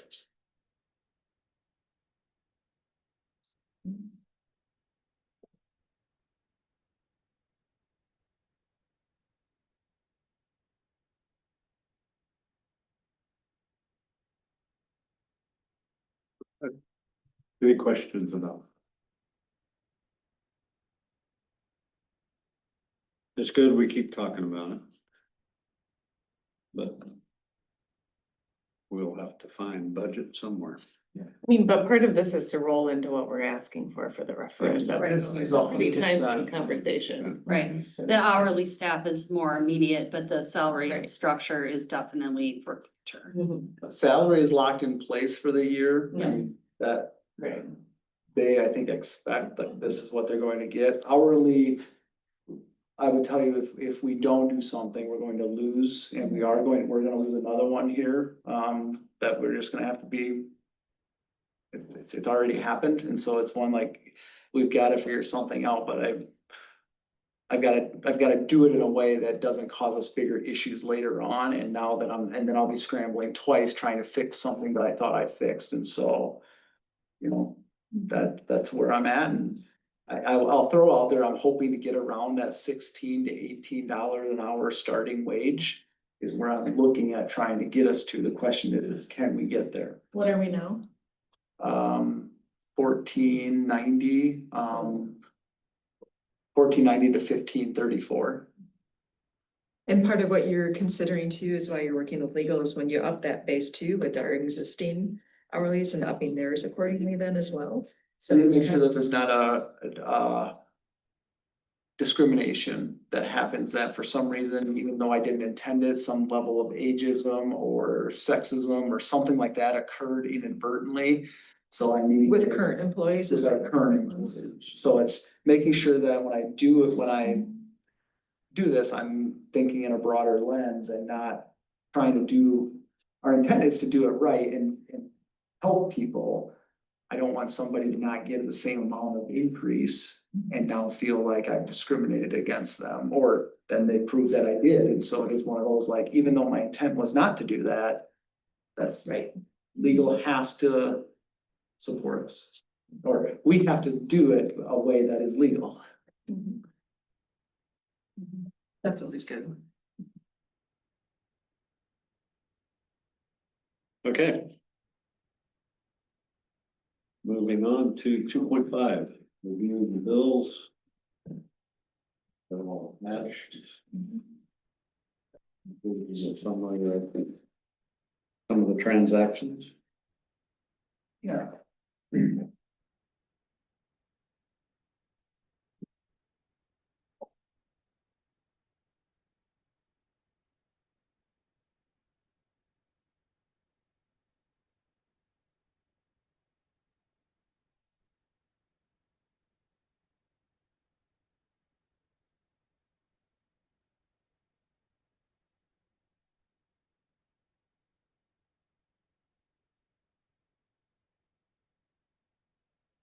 That freezer unit or refrigerator unit for the kitchen, was that the condenser or what was it that needed to be replaced on the from Ford appliance? That was like 2005. That's from the beginning of the year, like right when the school started. Kitchen freezer repairs, I'm just curious what was, I remember you reporting that it was out and down, just, They had a refrigerated truck with all the stuff in yeah. Right. Me and walking. Cause that was when we had a refrigerator, the freezer truck here. Right. It was just the freezer that went out, right? Correct. You- Yeah.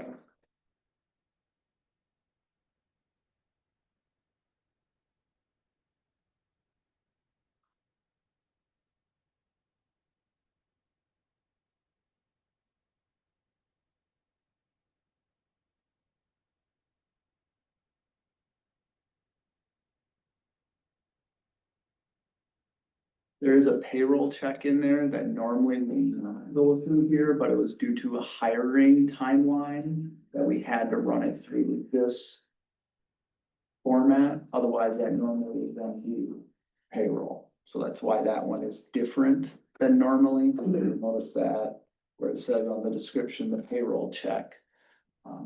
It was because of the timing of the hire.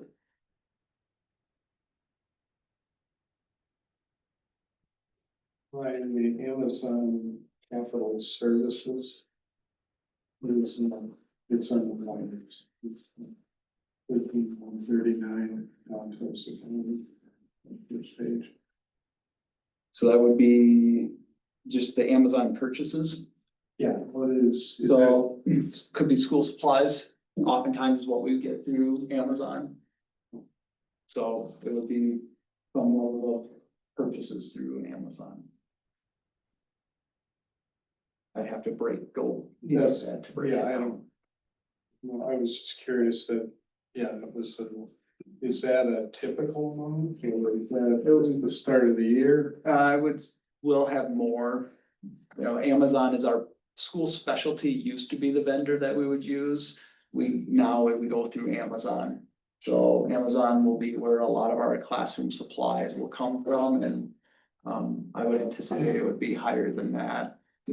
So who, you know, like the credit card, who manages it? Is that all done? So there's 3 people that, yeah, we have somebody who, at least one person, there's multiple people who can put it into the system. And then we have our bookkeeper and then myself.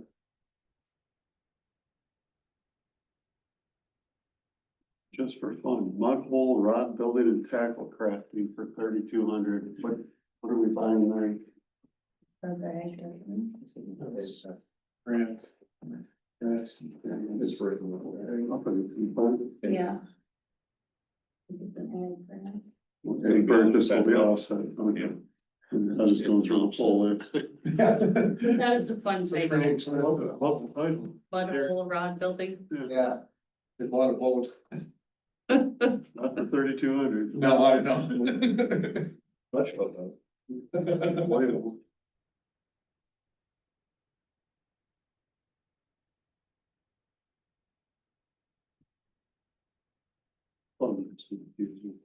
Fish. Which one, where are you at with that one? It's on September 22nd. It's check number 37. Also on the first. It's also on the first transaction. On the first page as well. Underneath. Says ag purchase will be offset by grant and fees. Oh, gotcha, there we go. Sounds fun. Yeah, whatever. I do believe that when they did build their own fishing rods. Yeah, I'm done. I'm guessing.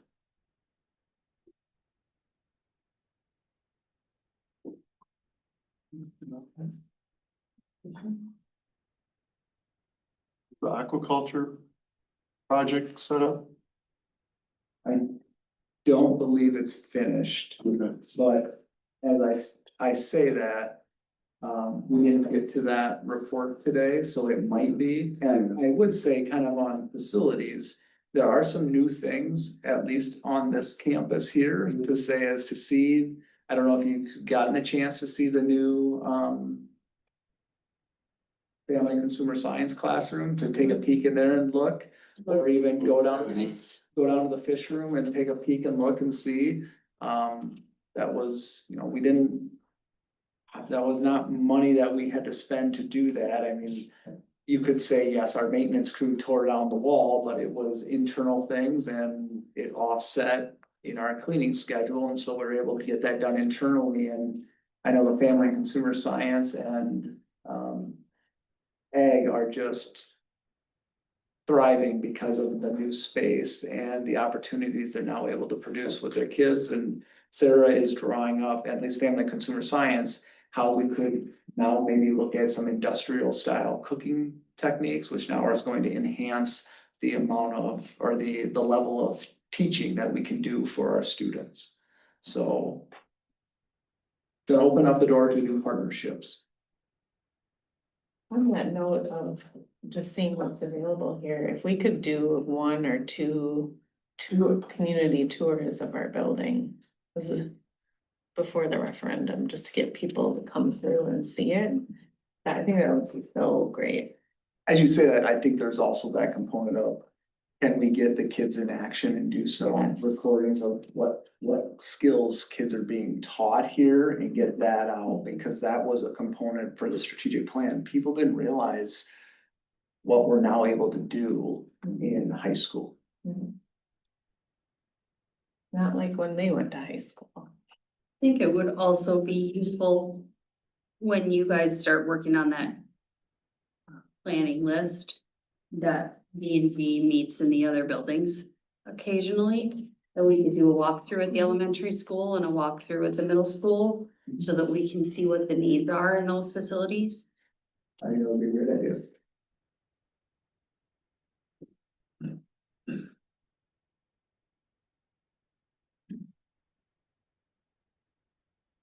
All right, any more questions about the bill?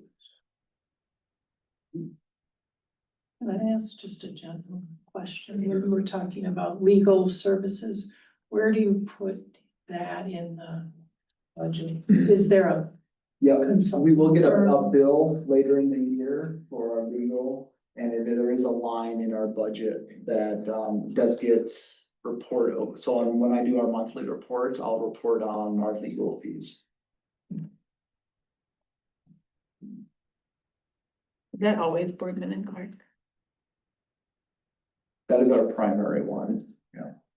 The Boardman and Clark is the group that represents us. Occasionally, we'll use WASB. They offer free services, so we'll often try to use the free version. However, there is just a level of oversight and certain projects that we need to go with Boardman and Clark. And then you can contract with WASB if we ever got into a pinch where Boardman wasn't available and we needed somebody now, we could contract with WASB. But Boardman and Clark is our primary.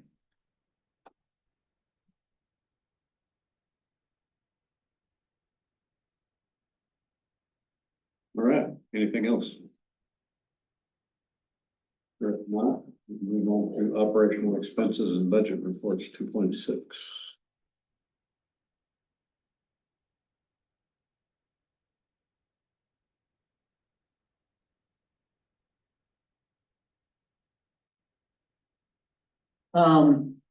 So this was an area that, so our internal reports where we didn't have our budget fully into the system yet. I can't run internal reports as of yesterday. Today I've got them in there, and so now I can run my reports. I just ran out of time in order to get all of this stuff ready to go. Today, once we've gotten our budget, and so this was what was in the paper. But it is an area that I want us to start routinely analyzing, where's our budget at, which is something we have done in the past. I did include tonight, this was what was in the Chronicle, last week. So this was the budget that we'll be talking through. There will be a change to it because when numbers got reported today, we had to eliminate $95,000 more from our budget.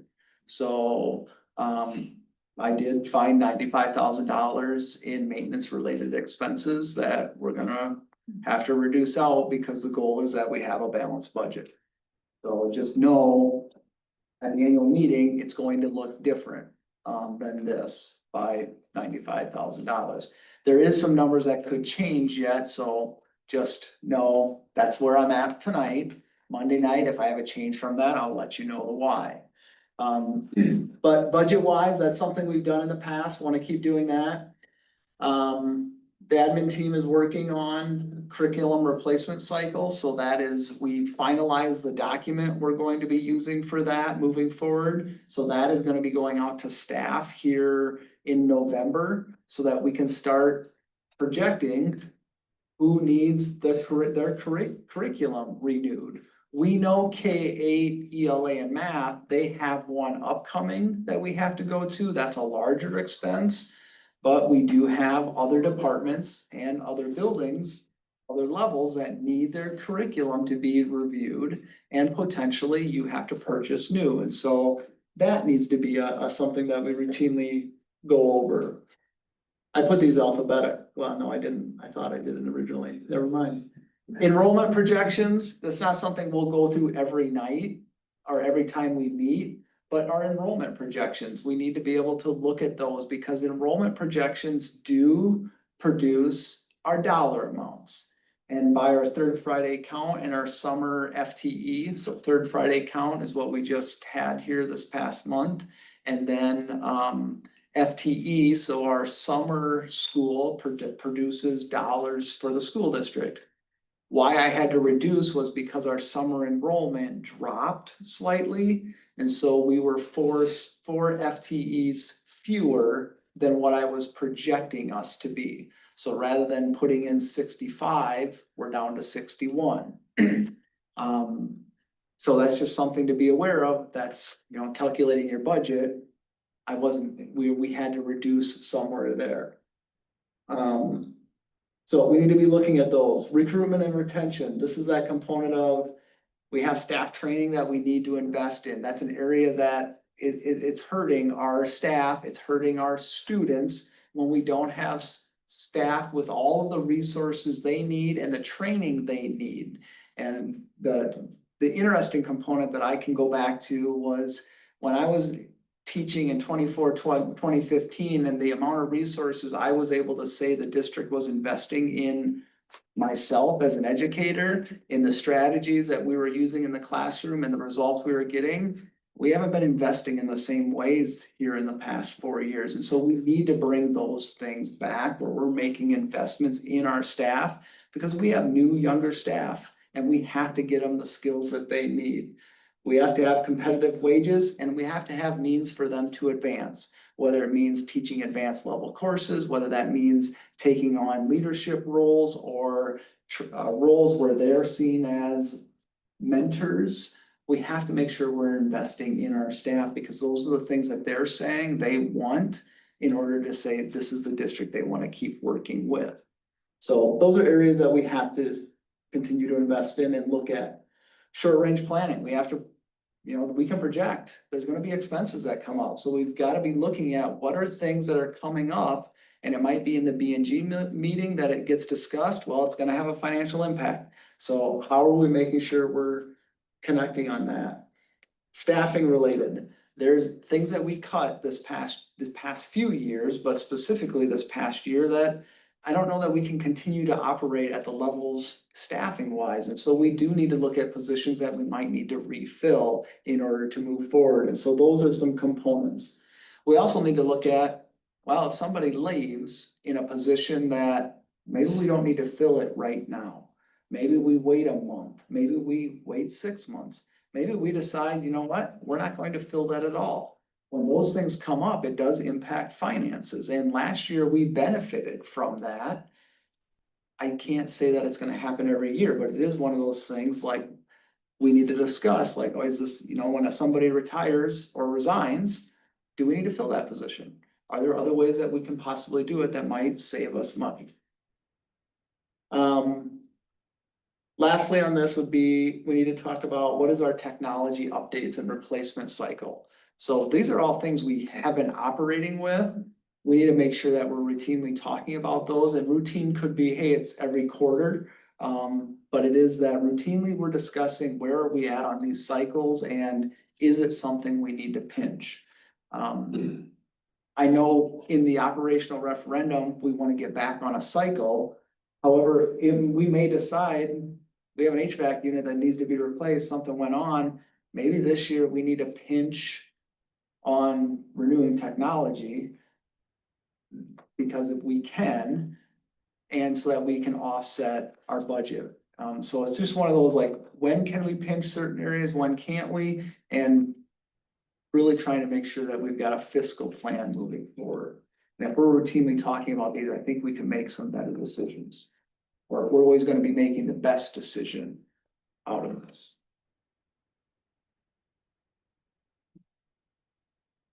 So those will be budget reports that I'll be looking to say, hey, these all impact our budget, and so we need to be discussing those. Good, look forward to it. Any questions? No. Comments, thoughts? All right. Moving on. Operational referendum discussion. So I want to bring back this list because this has been the list, and all of these items have tentative dollar amounts in my mind next to them. And so looking at it, it becomes this, when we look at it, getting a fund balance above 12%, when we start talking about operational referendum, we've currently got a balanced budget, but it's got pinches in it that we're going to be concerned about throughout the year. So this isn't gonna get our fund balance back. So as we look in here, you're going to see in our budget, we've got a fund balance at about $1.4 million, 1.379. We need to get to a 12% fund balance. So I'll be able to, we can look at what is our operating expense going to be, but can we get back to a 12% fund balance? Is it something we're going to get back to in the first year? Is it something we're going to say over the course of 3 years? Now, that will be something we have to analyze moving forward. When we look at our programs, we have to look at, to support our programs, we know we have the trades, we made some cuts in, and it's having impacts on our student programming overall in our district. And so that is an area that I do believe we need to reinvest in the trades. Our mathematics is an area that has become an extremely hard position to fill. And I know we're going to have some retirements occurring, and we don't have incoming math teachers at a rate that we're going to potentially be having retirements in the next 3 to 5 years. Could happen next year. It's one of those, we have to start preparing on how are we going to fulfill the math requirements in the Dodgeville School District. And so some investments need to be made there. And this isn't just Dodgeville, this is across the state of Wisconsin. So it is one of those, math teachers are hard to find right now. Maintenance.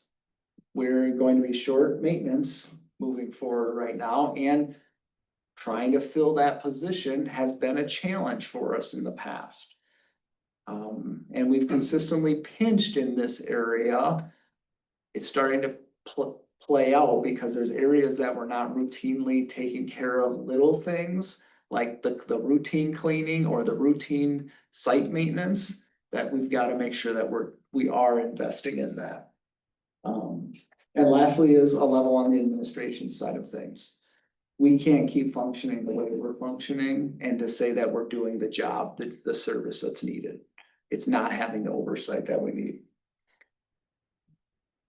The next part of this is staff development. So there's dollar amounts to staff development, competitive wages, recruitment, and retention. This is probably the area I don't have a hard number in, just because I don't know what this is really going to look like, and trying to work with the staff at developing this. We've got a range of where this value could fall, but that is an area that we do need to get a number locked in, because that impacts the total ask. The next 3 are all curriculum. I'm gonna say this. The next 4 are curriculum related, because we have a hard number that we know we've got a quote on for the ELA, or the elementary and middle school math curriculum. And we've got numbers on that. We've got elementary and middle school ELA. And then what's traditionally been the case has been all of the curriculum has a bucket of money that we use to offset their costs. And that can range from anywhere from $50,000 to $100,000 that we use to offset those costs.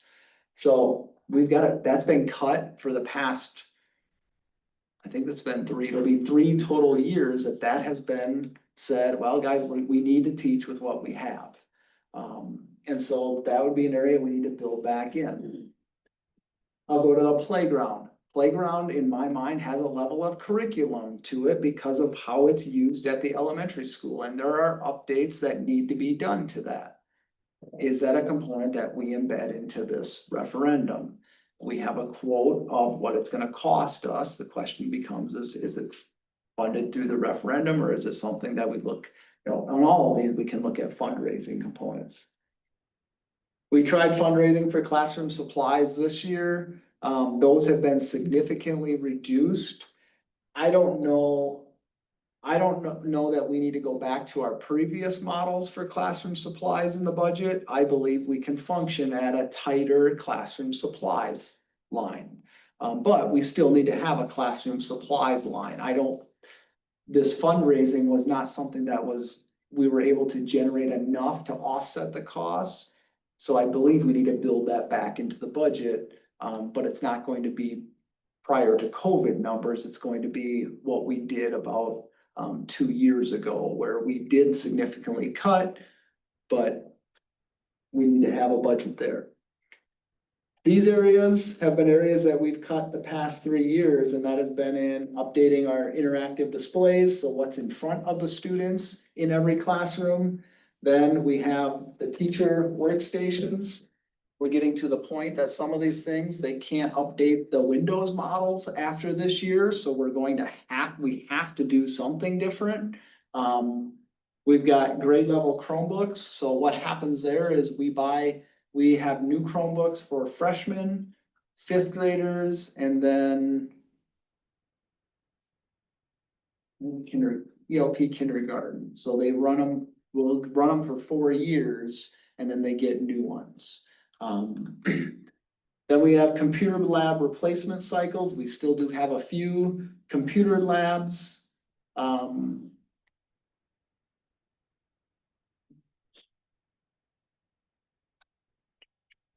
And I'm just looking right now, why do I have 2 there? Building, Aren't those both the same thing? those would be the same. So. I gotta figure out why I have 2 there. That I don't know why there's 2, because in my mind, those would be the same thing. And it might just be a typo, so. Then there is that component, there are still computer labs in the district. It might be computer lab and then the elementary school. There are some mobile labs, I think that's what it is, we have our computer labs that are desktop version, and then we have our mobile labs that we have in the district. That's what we use the computer labs for, just so people understand in general. So right now, our digital media is down in our STEAM lab, and so we do run our digital media course out of there. We also have our business courses, and so all of our Microsoft.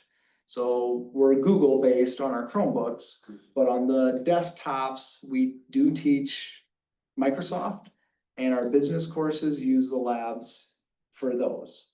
So those are the two primary ones. And then we do have a computer science program, and so they would use computers as well. 3D printing, CAD drawings, those would all be down in the STEAM lab as well. Yep. And then there's the infrastructure of our technology. So you have things like switches, servers, batteries, and modules. Those are all replaced on different cycles to make sure that it's not just 1 year has a high amount. So that's another level in our budget that for operational expenses, we have to be prepared for. And then short-term interest, we have to be prepared for that when we look at operational expenses. So I look back to us on the lenses, is there anything that's not on this list that I've potentially had oversight in that we should be planning for? And I would go back out to the community as well as they see this list. Are there things not on this list? Because, you know, the reality is are we, 3 years has been a number that's been resonating with me. Is 3 years the number of years that we're asking for? We haven't decided it yet, but what I have to project here is what are the 3 years worth of expenses? Because the last thing we want to do is go to a referendum, not forecast it correctly, and then say, oh, we don't have enough money. We can't come back. And we don't want to say we weren't prepared because this is an important ask. Every ask has been important, but this one, we really need to get this one right. I would be concerned about not passing a next referendum and what it's going to do to the culture in our building and the staff that are going to stick around. The next one meaning the one coming up? The one coming up, the referendum and that I know we haven't set on a date, but 3 years in April has kind of been what's I'm mentally preparing for. 3 years in April, getting this dollar amount right. Because it's, and I'll say this, I don't know that it's not gonna fix us long-term. It's gonna get us 3 years worth of funding. Something else is gonna have to change at the state level or in demographics in the Dodgeville school district for the number to change. We're gonna have to come back to an operational referendum after 3 years after we pass this referendum. And maybe for a higher dollar amount because of inflation and increased costs. It's hard to say. Maybe. Yeah, it's one of those, it really is hard to project at this point. I think what we have to do is make sure that we've got everything on this list. And I will tell you, after I've cut $95,000 out for this recent budget with maintenance, I am thinking, okay, can we really afford that? And where does this bid come in with snow removal? Like, I don't know. That's probably gonna have to go to an operational referendum, because we don't have a fund balance to absorb it either. So those are things that I can say is like, that money's gotta come from somewhere. I wasn't. What about within here, like the items, I don't know, like the freezer that went out, like those routine things that we aren't planning for, or like the facilities things that, you know, you had the leak in the roof that we ended up fixing, or those things that come up that you might not know how to plan for, but you have to have the money available, or you're gonna short-term borrow for that.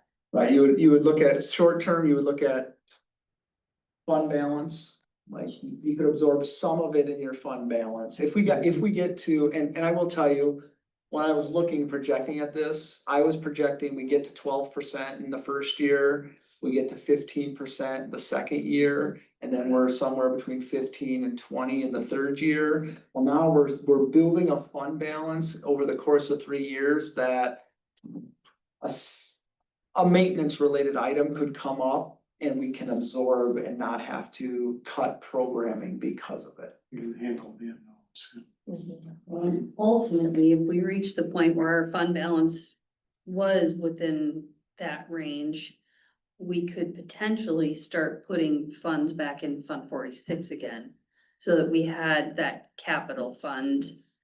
And that would be that would start to be as our long-term goal is how do we make sure we're self-sustaining? It's now just managing through the year-to-year expenses.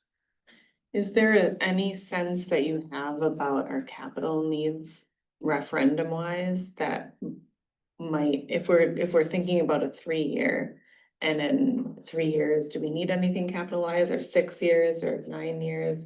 That you can sort of try to plan for those to coincide at the same time, so you're not doing an operational 1 year capital the next year. Or we know we're close to that. I don't have a sense of where our capital needs are. Like in a 10-year time frame. I would tell you it's probably one of the biggest challenges I have right now, just administratively wise, is the capital side of things is not getting as much attention. And that would be an area that I would like to say is part of what I would like to take on, is I would like to take that on and moving forward. It's been the pinch of everything else and making sure, well, capital, I hate to say it's a failure, but it's an area that I'm not proud of on my end. That, yeah, things had to give, and so that was an area that we gave in right now, because we were okay, thinking we would only do it for a year. Now we're doing it for at least 2 years. It's an area I'd like us to reinvest in. Okay, how do we make sure we have a level of oversight and predictability, because the middle school and the elementary school are aging. I'm accepting we're all aging, so it is one of those, like, we gotta make. I am aging. And so I need to make sure, like, what the organization that I'm representing here, that we have some oversight and there is predictability in it. And I would say is, we haven't given that enough attention, and that would be something that we need to start giving more attention to, because a capital referendum is around the corner. There is, I know playground wise, there's some expansion, there's some opportunities that we could expand programming at the elementary school. But we've got to have a level of oversight, and right now we're not, because of some pinches we made, where we've no longer made investments, and that's a horrible spot to be in as an organization. You have to invest for growth to happen. And so that's an area that I want to make sure we do. Well, I think part of that short range planning list, as well as the facilities, is leading us that direction, so that we have a better view of our capital needs and can communicate those things. Well, and that expansion of programming, when you start talking about that, maybe the potential of a 3-year-old program or something that would maybe be more year round. Then you're talking about the elementary school that doesn't have air conditioning, and we've been down that conversation rabbit hole many times too. But those are also things that don't exist now, but depending on what that programming looks, might need to exist to support it. So And it's that's not fine. just the room, what's that? Focus on energy, if we were to go to some AC, there is some grant dollars available for that. Yeah. It's just getting out, it's now saying like, yeah, we're gonna get out of playing defense and we're gonna go out on offense and we're going to do some things. Because we have built up a level in our Fund 80 that we could invest in a playground for a 3-year-old program, and we could enhance the programs because that would be a community-wide program. And there's a need in our community for that. The biggest hesitation we have on it is the staffing. And somebody has to oversee it, and when people don't show up, that now becomes an administrator's responsibility. And we don't have, we're already feeling we're short there, so it's one of those like, anytime somebody doesn't show up to work, that usually is gonna fall back on an administrator to pull that off. We do put it on some of our staff, but when that becomes a pinch, we don't have excess. That's the one thing in the private sector, there might be flexible people that can fill in positions. Education doesn't have flexible people that are just waiting for or filling in on a machine. No, we're all hands on deck every day. We're short-staffed every day. Do you have a number on this at all in your head? That would be the next question is, you know, do you want me to start putting these numbers in here for us? Yeah. On the ones that are hard numbers or that I know? I mean, because we have to know what a number is. I mean, we can't just sit here and throw down at the board and hope it sticks. You're working in it, you can use your administrators, you can use your staff to get us numbers, because like you said, we need to have a number, but we also need the right number. And whether that's above what you've been talking about or below, we need the right number to have a real honest discussion about where we're gonna go over that 3-year time frame. Give me 30 seconds, I'm gonna grab my little computer, then I'll fill those numbers on.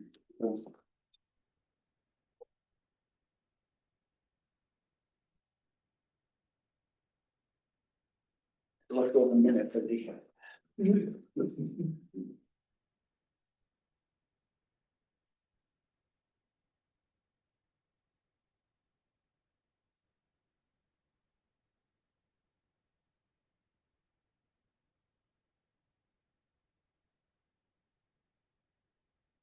Seen some numbers on these things in the past, Mhm. as he started building this. Yeah, But I think now that we have a better feel for the budget.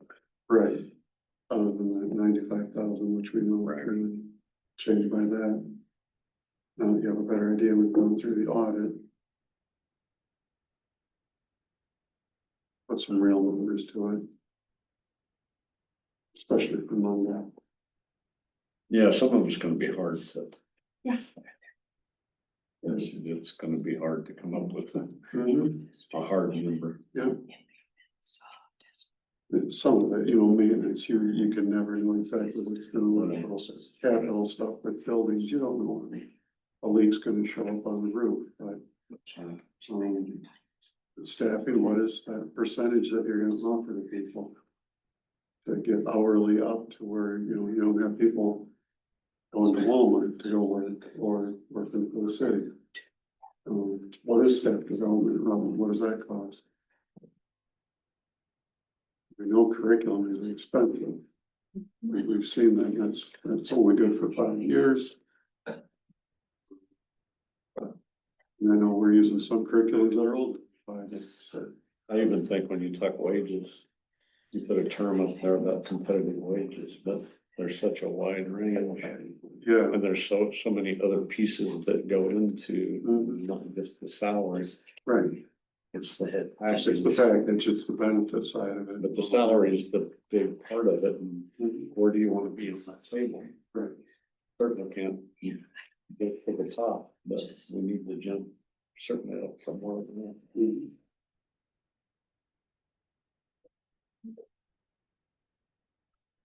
You said 30 seconds, right? Yeah. No, he then said a minute, he adjusted. What's that, it's 30. I'm holding to it.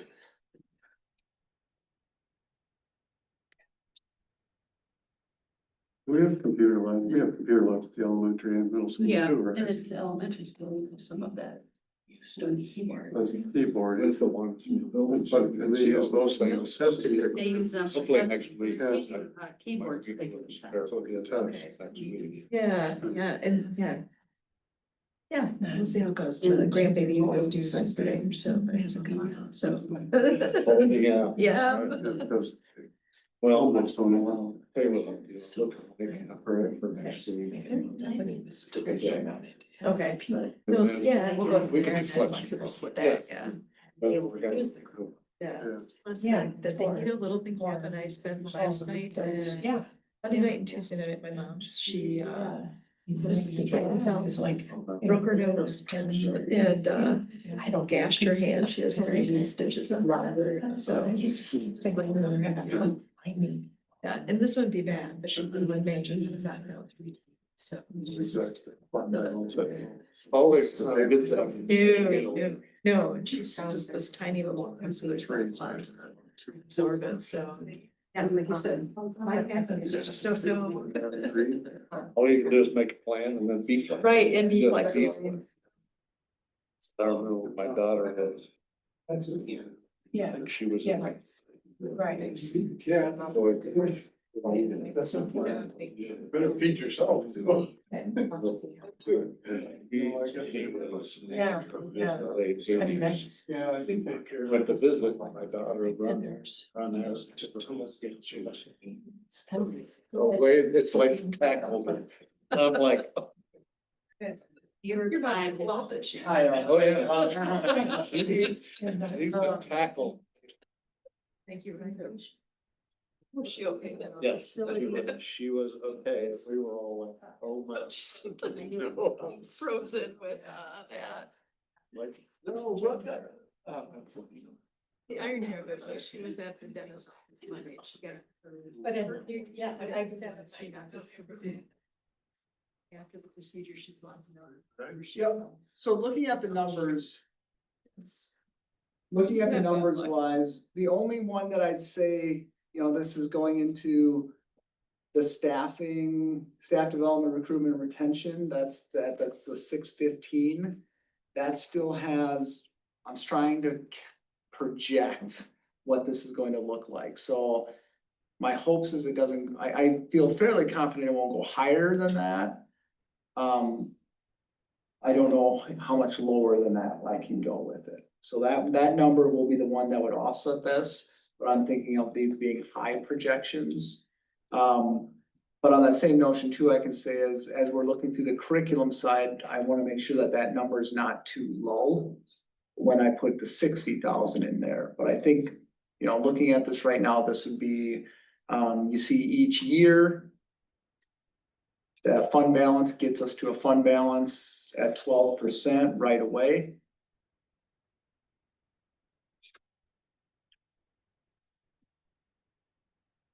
So that's an incremental per year is what it basically is, you're ratcheting up Yep. fund balance. Yeah.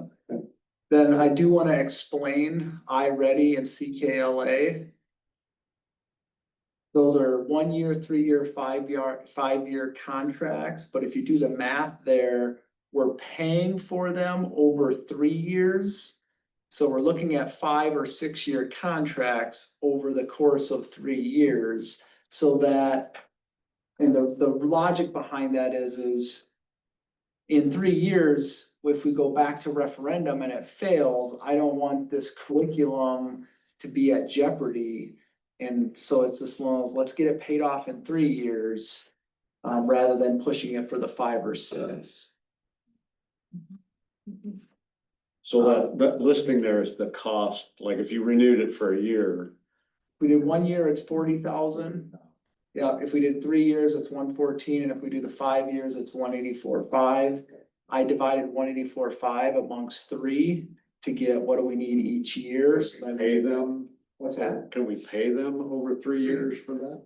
Well, what we could do is we could tap into fund balance to offset that cost in 1 year to pay it the next. So there's, again, it's funds available to us and we're just gonna have to offset it one to do the other. No, they want, they're gonna They want want it, it yeah, upfront. they're gonna want it all. The same thing could be true on, depending on what we do with playground.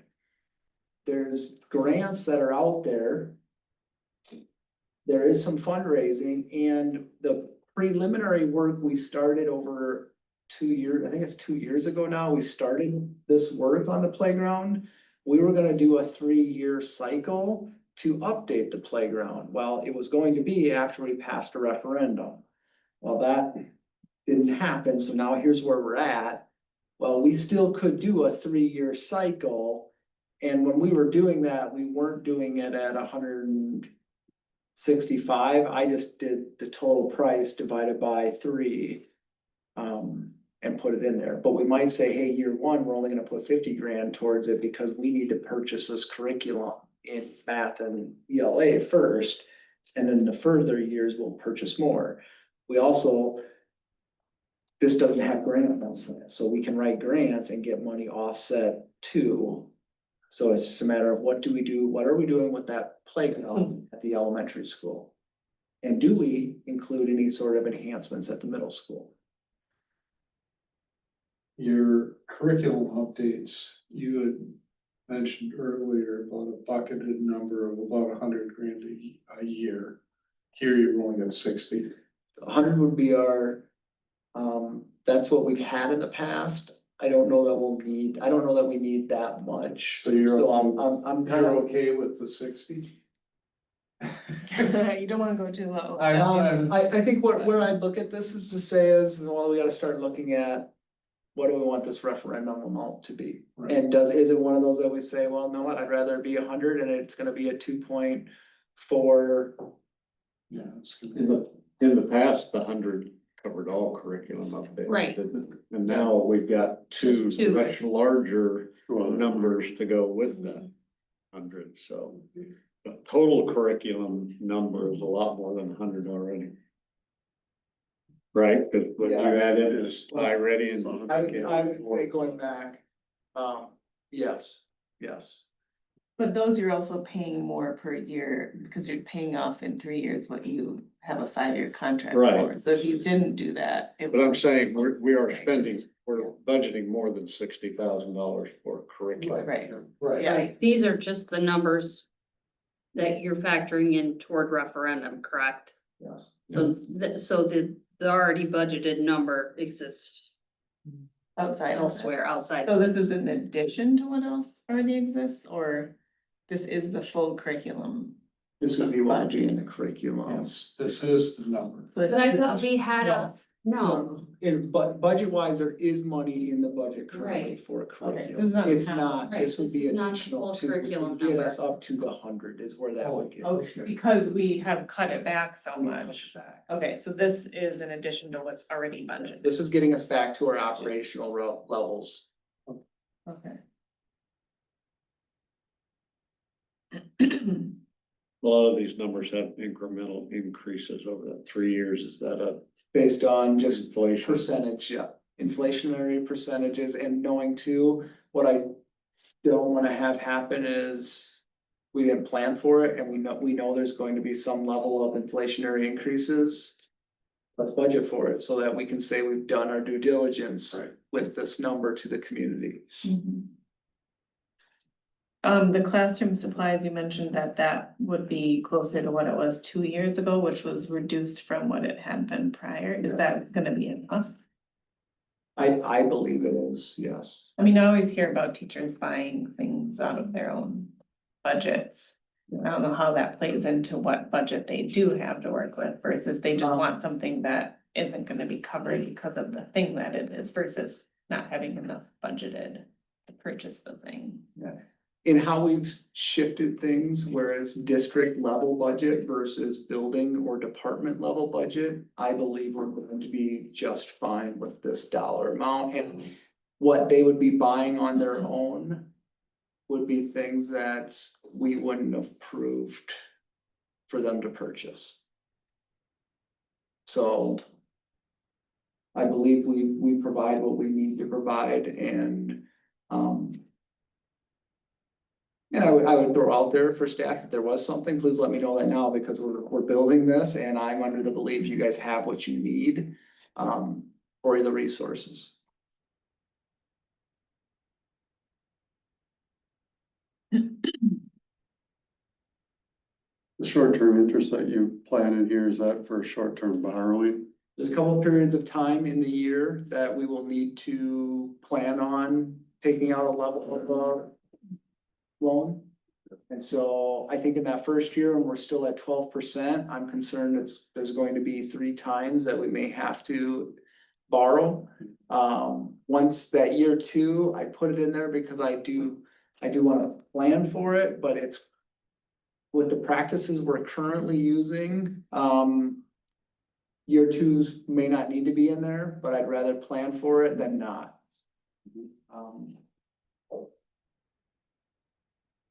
You took your 3-year total and divided it by 3, right? To get the 1 year.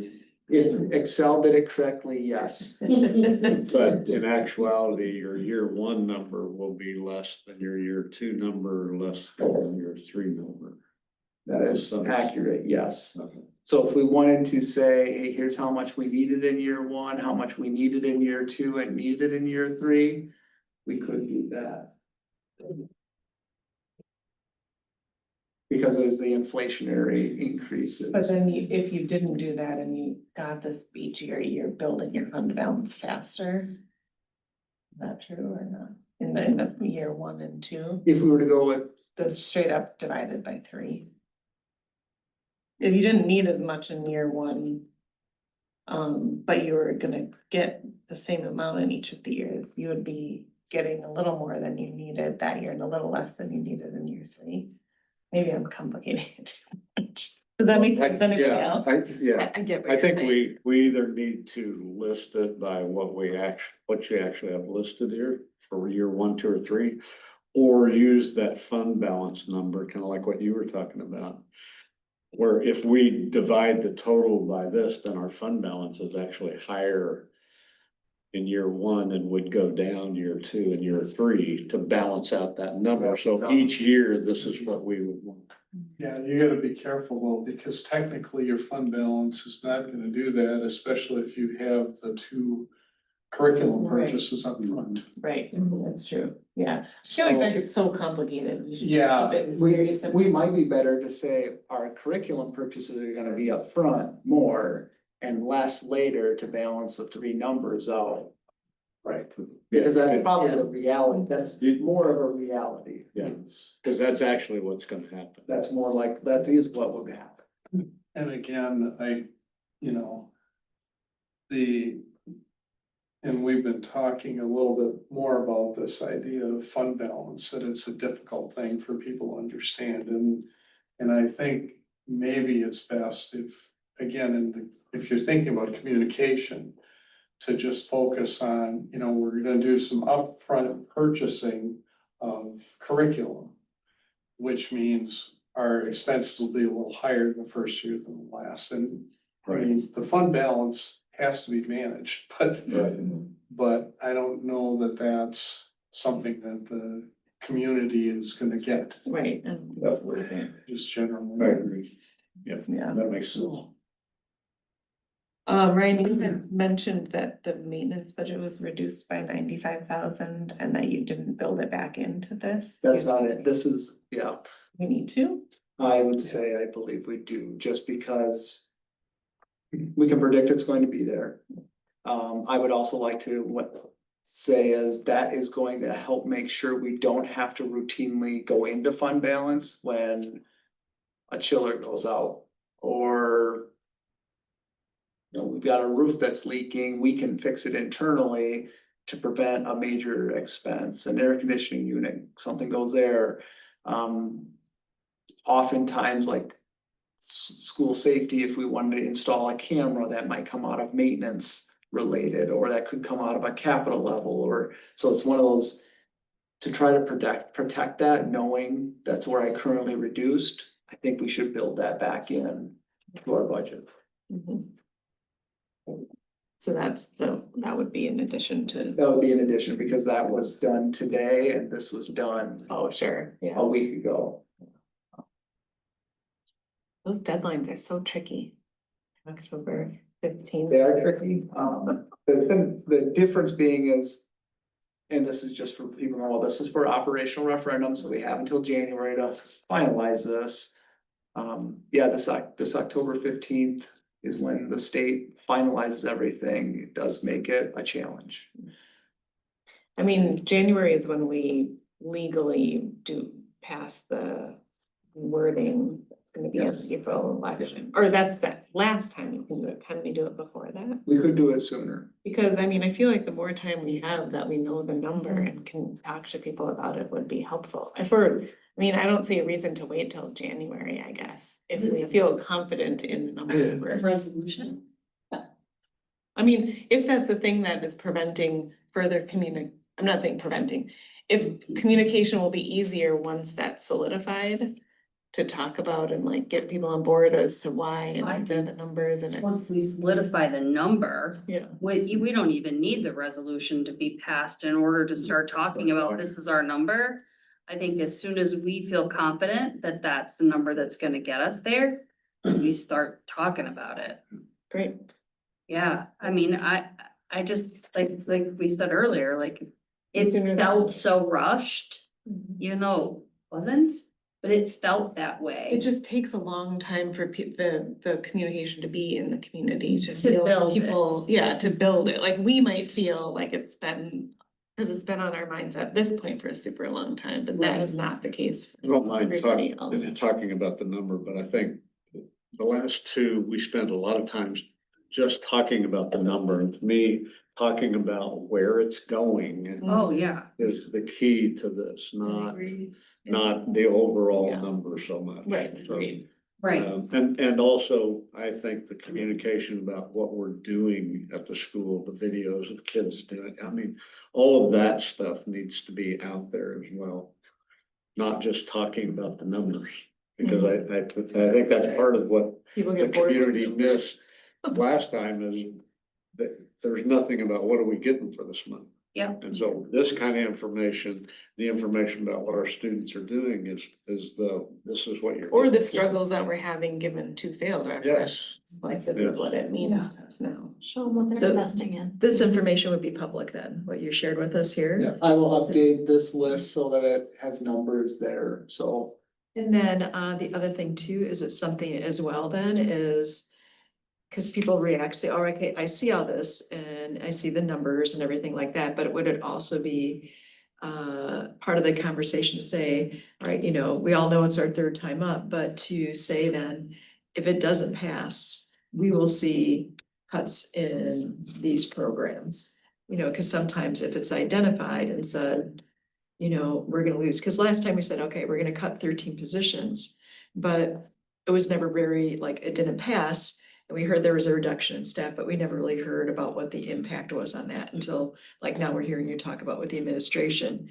But as far as with the kids and the programming and stuff like that, it's like, well, you know, we slapped a Band-Aid on it, we're going through, but I don't think the public's really quite aware of how detrimental these failed referendums have been. So I think too, a lot of it, I don't know, I may be all wrong, so I just want further discussion on it is, these are our needs and this is awesome. But again, that dire, you know, if it doesn't pass, this is what you're gonna see. Yeah, I think that gets tricky because then you're pre-identifying things that you have to follow through on. That Right. might not be the right thing to do, given the time that you're faced with it. And So- that's where I think the list of where the money's going gives the community a sense, they can read this list. And if the money's not there, they can read what is not gonna occur, you know what I mean? We You can want- tie it yeah. to this kind of stuff. We don't have to say specifically, everything on this is going away, but more, these are the areas where we have pinched and we're in trouble, and staffing is one of them. If we don't pass this referendum, your kids K-8 will not have a math curriculum to use after next year. Or, I don't know. At one point in time, we talked about a public survey. And I don't know if we still have time, because I think, while everything on the list is important, the public perception of the importance of some of those things will also drive decision-making. And are we all in agreement that this list is what we want to prioritize? Because I think those things are important too. Is there anything on this list that we would say, is that a priority? Or that the public would? I mean, there's a lot of these computer and workstation and display and Chromebook and laptop stuff. I mean, is it getting too detailed to detail it out like that, or can you just lump it in and say? Technology. Yeah, and again, I would present it as technology used in education, Mhm. something along those lines. Right. And again, I mean, the switches, servers, all that stuff, I mean, that needs to be in place. That's infrastructure that has to be available. It's part of your overall maintenance. The Chromebooks are part of your education. Mhm. You Yeah, know, I like that idea, of instructional technology and maybe technology infrastructure, that's separating it and then just lumping, instead of talking about each of the different parts of that. But I that guess- makes a big number for technology. it does. I guess that would be the pieces, does it become that people will feel like you're hiding, that something's hidden in there when they can't see the full picture, or do they understand, well, yeah, that is what technology, because I just wanna make sure when I group those together, if it now is 500 and some $1,000, people aren't wondering, well, What's inside of it? are right? Chromebooks? I mean, maybe you look at it as you could look at it as impact by the schools, the elementary versus the middle versus the high school. High school education, here's the technology is broken down into, here's what we do, because you do replacements at all three levels, right? You're doing, elementary, middle, and high school, so. I'm not sure, I'm not sure we'll gain anything from this. Well, essentially, it's gonna be pretty close to being almost the exact same, because every building gets a new set of Chromebooks. We've got about the same It's number of the same teachers in numbers. each building. Same numbers. So it would be plus or minus $10,000 some ways, Right. which, and I think I want it to be. To me, I feel like it's fairly thorough. I wanna make sure like people can't come back and say, we don't know what we're getting. Well, this is exactly it. So it is one of those, I know Bruce had a couple. I think you're spending a lot of time on list. I know Marion did consulting with you for the Capitol. When we did the middle school up there, I was against hiring a consulting firm, but they came in. They basically, I talked to different people and I hear them say, we've told them twice before, no. And it's like, you just drop it right there. I think what we did with the middle school was great. You make a list of people that say yes, and then you focus on them. You get them to say, you find me 2 or 3 other people. Then when the election comes, you make sure that they're going to vote. You do not put anything in the paper as far as a letter to the editor at that time promoting one way or the other. I forget right now, but it's like all of a sudden people are gonna be like, oh, okay, you don't put stuff in there saying about one thing, and then all of a sudden people say, well, I don't need to go and vote because we already have people saying no, and the no votes are gonna say, I don't need to go vote because it's so positive, there's no way it's gonna pass. But the people that we list as saying yes, go and vote, get them a ride there. You know, and call them up, make emails and say, today is the day to vote. That's what I think you should be working on for a list. Because before you put it out there, like I said, I've had people, we've told them twice before, no. Us as a school, we can't do that though. Right, you gotta have say, Got to have a community group. and you've got started out with their strategic planning, that is a good start of people to do that. I mean, I think we started out with 7 or 8. You know, and it just kind of grew from there. Just my suggestion. No. I mean, It's getting it's getting people to show up. It's getting the yes people that'll show up to vote. To me, coming back to the computer stuff, it seems like that is the one area that's broken out the most. Cause like staffing is a much higher number, but we don't break that out at all. And classroom, you know, playground updates, classroom supplies. I mean, this one is the most detailed in terms of breaking it down per building or what it's for. I'm just not sure if that level of detail is helpful. Because then it can get nitpicky about, well, why do they even have computer labs anymore? Because they already have Chromebooks. Or, you know, it makes you question like those little things versus saying like, well, this is what the elementary school needs for computers and technology to educate the kids. Because, I mean, even if they're all the same, you almost even better.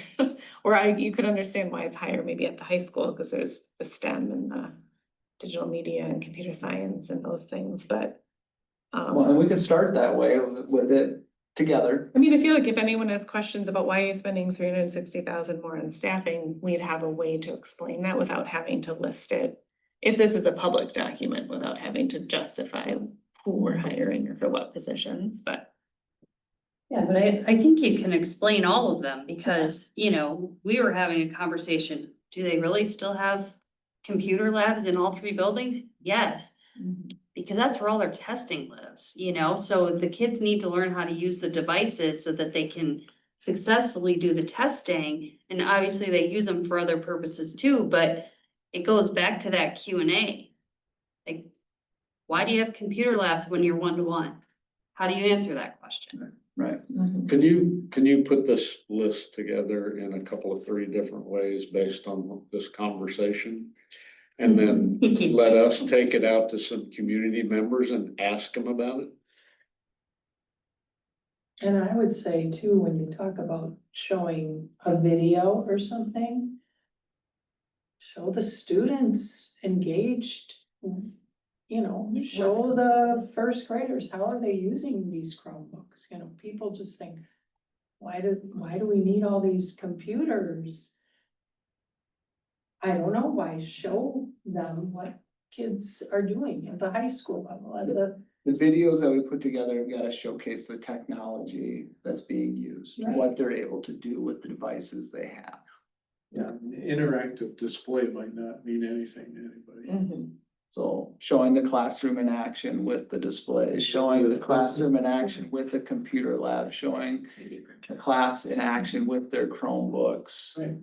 Um, I mean, to me, if somebody is questioning, you know, what is all this money going for or whatever, to just see a picture even of kids, you know, looking at, you know, engaged and just, you know.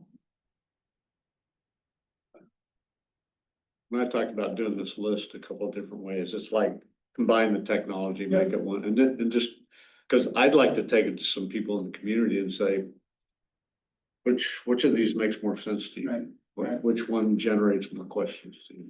And start getting some feedback from people. We can all do that. We all know some people we can take them to. So when I think of the different ways, I've got the technology lumped together.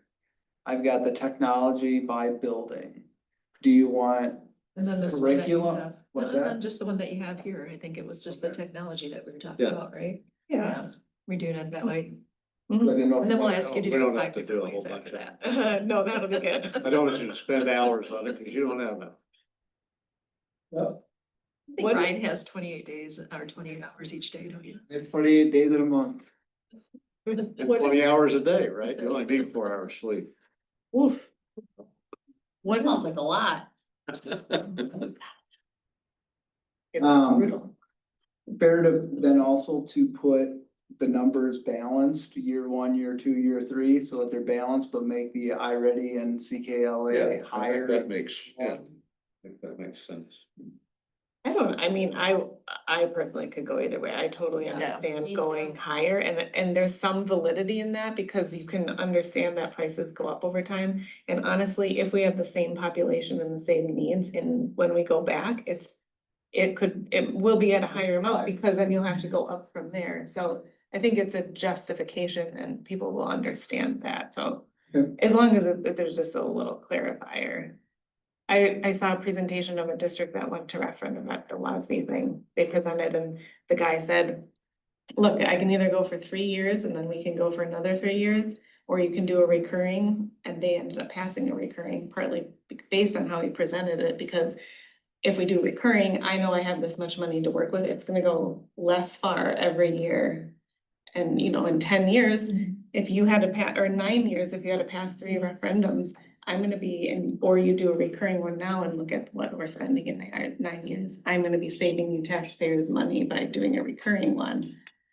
Just based on how inflation works, and so I have to be more, this was the superintendent talking. So I think just like keeping that perspective in mind, this makes a lot of sense, and when we have to go back, because it's not even an if, it'll just make more sense. Well, and then it becomes about tracking. It becomes about showing the public, this is what we said we were gonna do, and here it is. Here's how we did those things. And some of these expenses are recurring expenses and some of them won't be for a while. So you talk about if we include the playground, that won't need to be touched again for a number of years.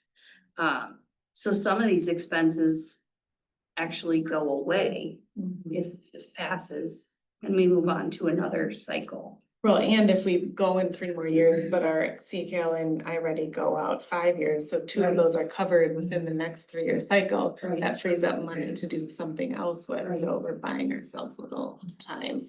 And you may have to, like, if you have ELA, people aren't gonna know what that is. That's true. iReady, they're not gonna know what That's that true. means. Yeah, English, yeah, right. So, That's true. We've been talking about it for so long. Yeah. But we love acronyms in education. And we didn't put iReady, put a little thing next to it.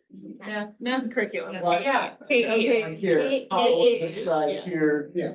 elementary and middle school mathematics curriculum. Yeah. Yeah. Probably Okay. would make more sense. So you're gonna make us some different versions of this. Yeah. I'll try to have that by We could- Monday We night. could probably spend another 2 hours talking about this. I don't know if we all want to. What is the goal for having a number by a certain date?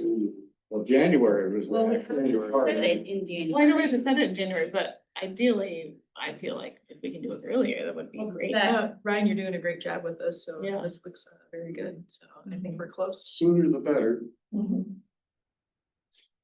We're in a range right now. Yeah. And I think it's the same conversation as last time. Does this accomplish what our needs are? Right. I think the biggest challenge that I see is trying to get the salary structure in place for staff. That is the biggest challenge that I see right now, and it's not like I think it's a matter of me getting that done.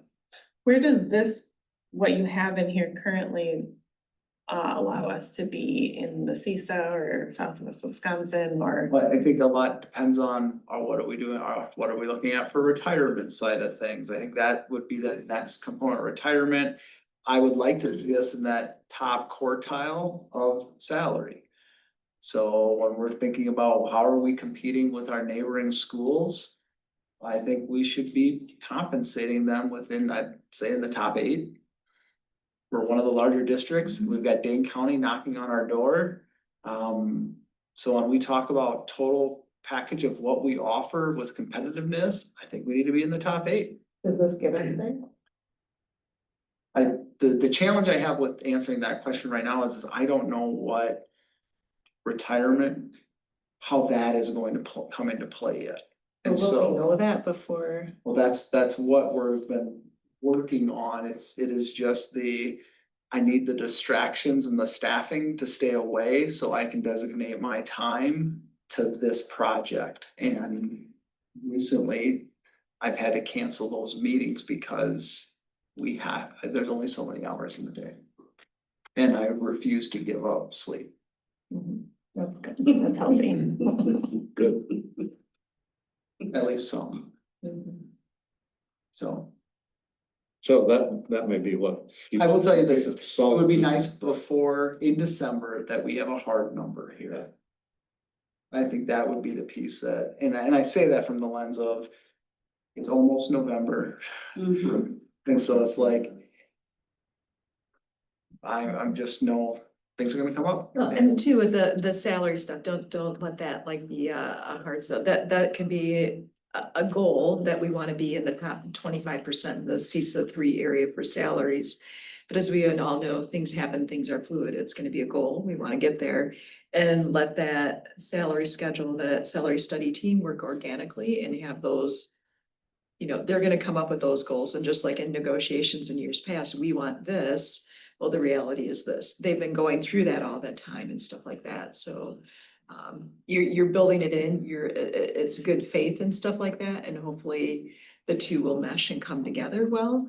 But don't let that prevent us from getting this stuff out sooner, so would be my thing, cause I think to come up with a very cohesive and honest salary schedule is gonna take some time too this year, and I don't know if they'll have it done by December or January. Yeah, it just, that will drive the number. Mm-hmm. And so, Absolutely. and I know. And so it will just be that, if that will drive the number, so I know our goal is to get it done by December, but. But then there's other things out of your control as well, as far as like future staffing needs and stuff like that. You said ebb and flows, you have people retire. I mean, there's so many pieces that will contribute to that number in the future that will be in flux. I appreciate the permission. You know me, and that will be tough. In the grand scheme, we just have to make sure that whatever we do budgets in the best interest of the kids in the community. And that whatever we're funding is helping them move on from whatever it is, from their education here into the real life situation. And it may cost more, but whatever that number is, that's right. Let's just push that number. Let's not try to stay below some artificial number because we feel it's not achievable. We've tried that twice already, and it hasn't done the thing we wanted to do. Let's find what the number is that helps our staff and our kids achieve our final goal, which is make sure our kids are successful. And I think that would be the biggest challenge that I see as the notion was, well, what's gonna happen if they don't? My biggest response to that right now is, well, we can't invest in our staff. And if we can't invest in our staff, that's gonna be detrimental for our kids. So, community, this is now. We've got a little fund balance that goes through, but we can't spend that all, we can't give that to staff because we'll have nothing to operate. So essentially is you're going to be cutting out the biggest asset, which is your staff at that point. So. This is the now, we have staff that we need in order to educate our kids, and this is an investment in them. We need that support. And I think that's a very good thing to bring to the community is we do need to invest in our staff, and that is increasing their wages. We do need to do this to have the children here in Dodgeville get the best education that they can, because we've kind of seen where that path has gone and how other districts are cherry picking other staff members off. Or like you said, Dane County can't compete with those salaries, so. Okay, Thank you for your work. thanks, Ryan. Thank you. That's just 2.7. Well, that's not over. No, we're not. 2.8 and 2.9. These were Kind of repeat. 2.8 is a rehash of where our facilities and finance committee is at. And so I would just throw it back out there. I know. Pete, is there anything else you would like to add to the finance side of it? I think the biggest goals that we saw out of there is really getting to that 12%. Yeah. And then I think there is just that lens and why we did committee of the wholes.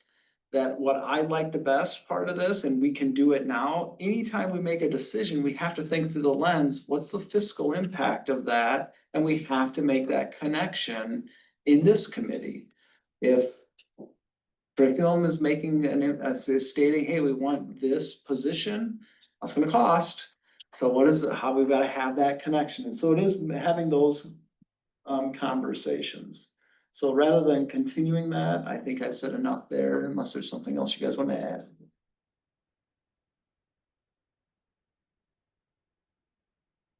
No, I don't think so. I think that's good. And that, 2.9, the committee communication, it's the same. The same. Speech you gave at the. It is. The only thing that the only thing I would like to highlight here is, we talked about a lot tonight. What is the key thing that resonated with each of you? Yes, it's all important, but is there key things that, really is resonating, or a key question that you have that we need to make sure the community gets that piece of information? I'll have a hard time coming up with 3 bullets. Yeah. I know it might be more than that. Are you looking for something right now, Might right? be a little Yeah, think about it from the standpoint of what are you planning on sharing next week with the board? Right. I mean, again, those are probably your key items. You re-emphasize those at the board meeting, and that's the messaging, that's, and some of the stuff, I was even thinking before about the solar piece.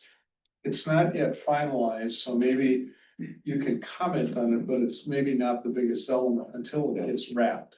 That's kind of the key with all of this. I think there's some things you can just state, we had a discussion about it, because Discussion, it's fluid, yeah, it's still fluid. Well, Right. final information.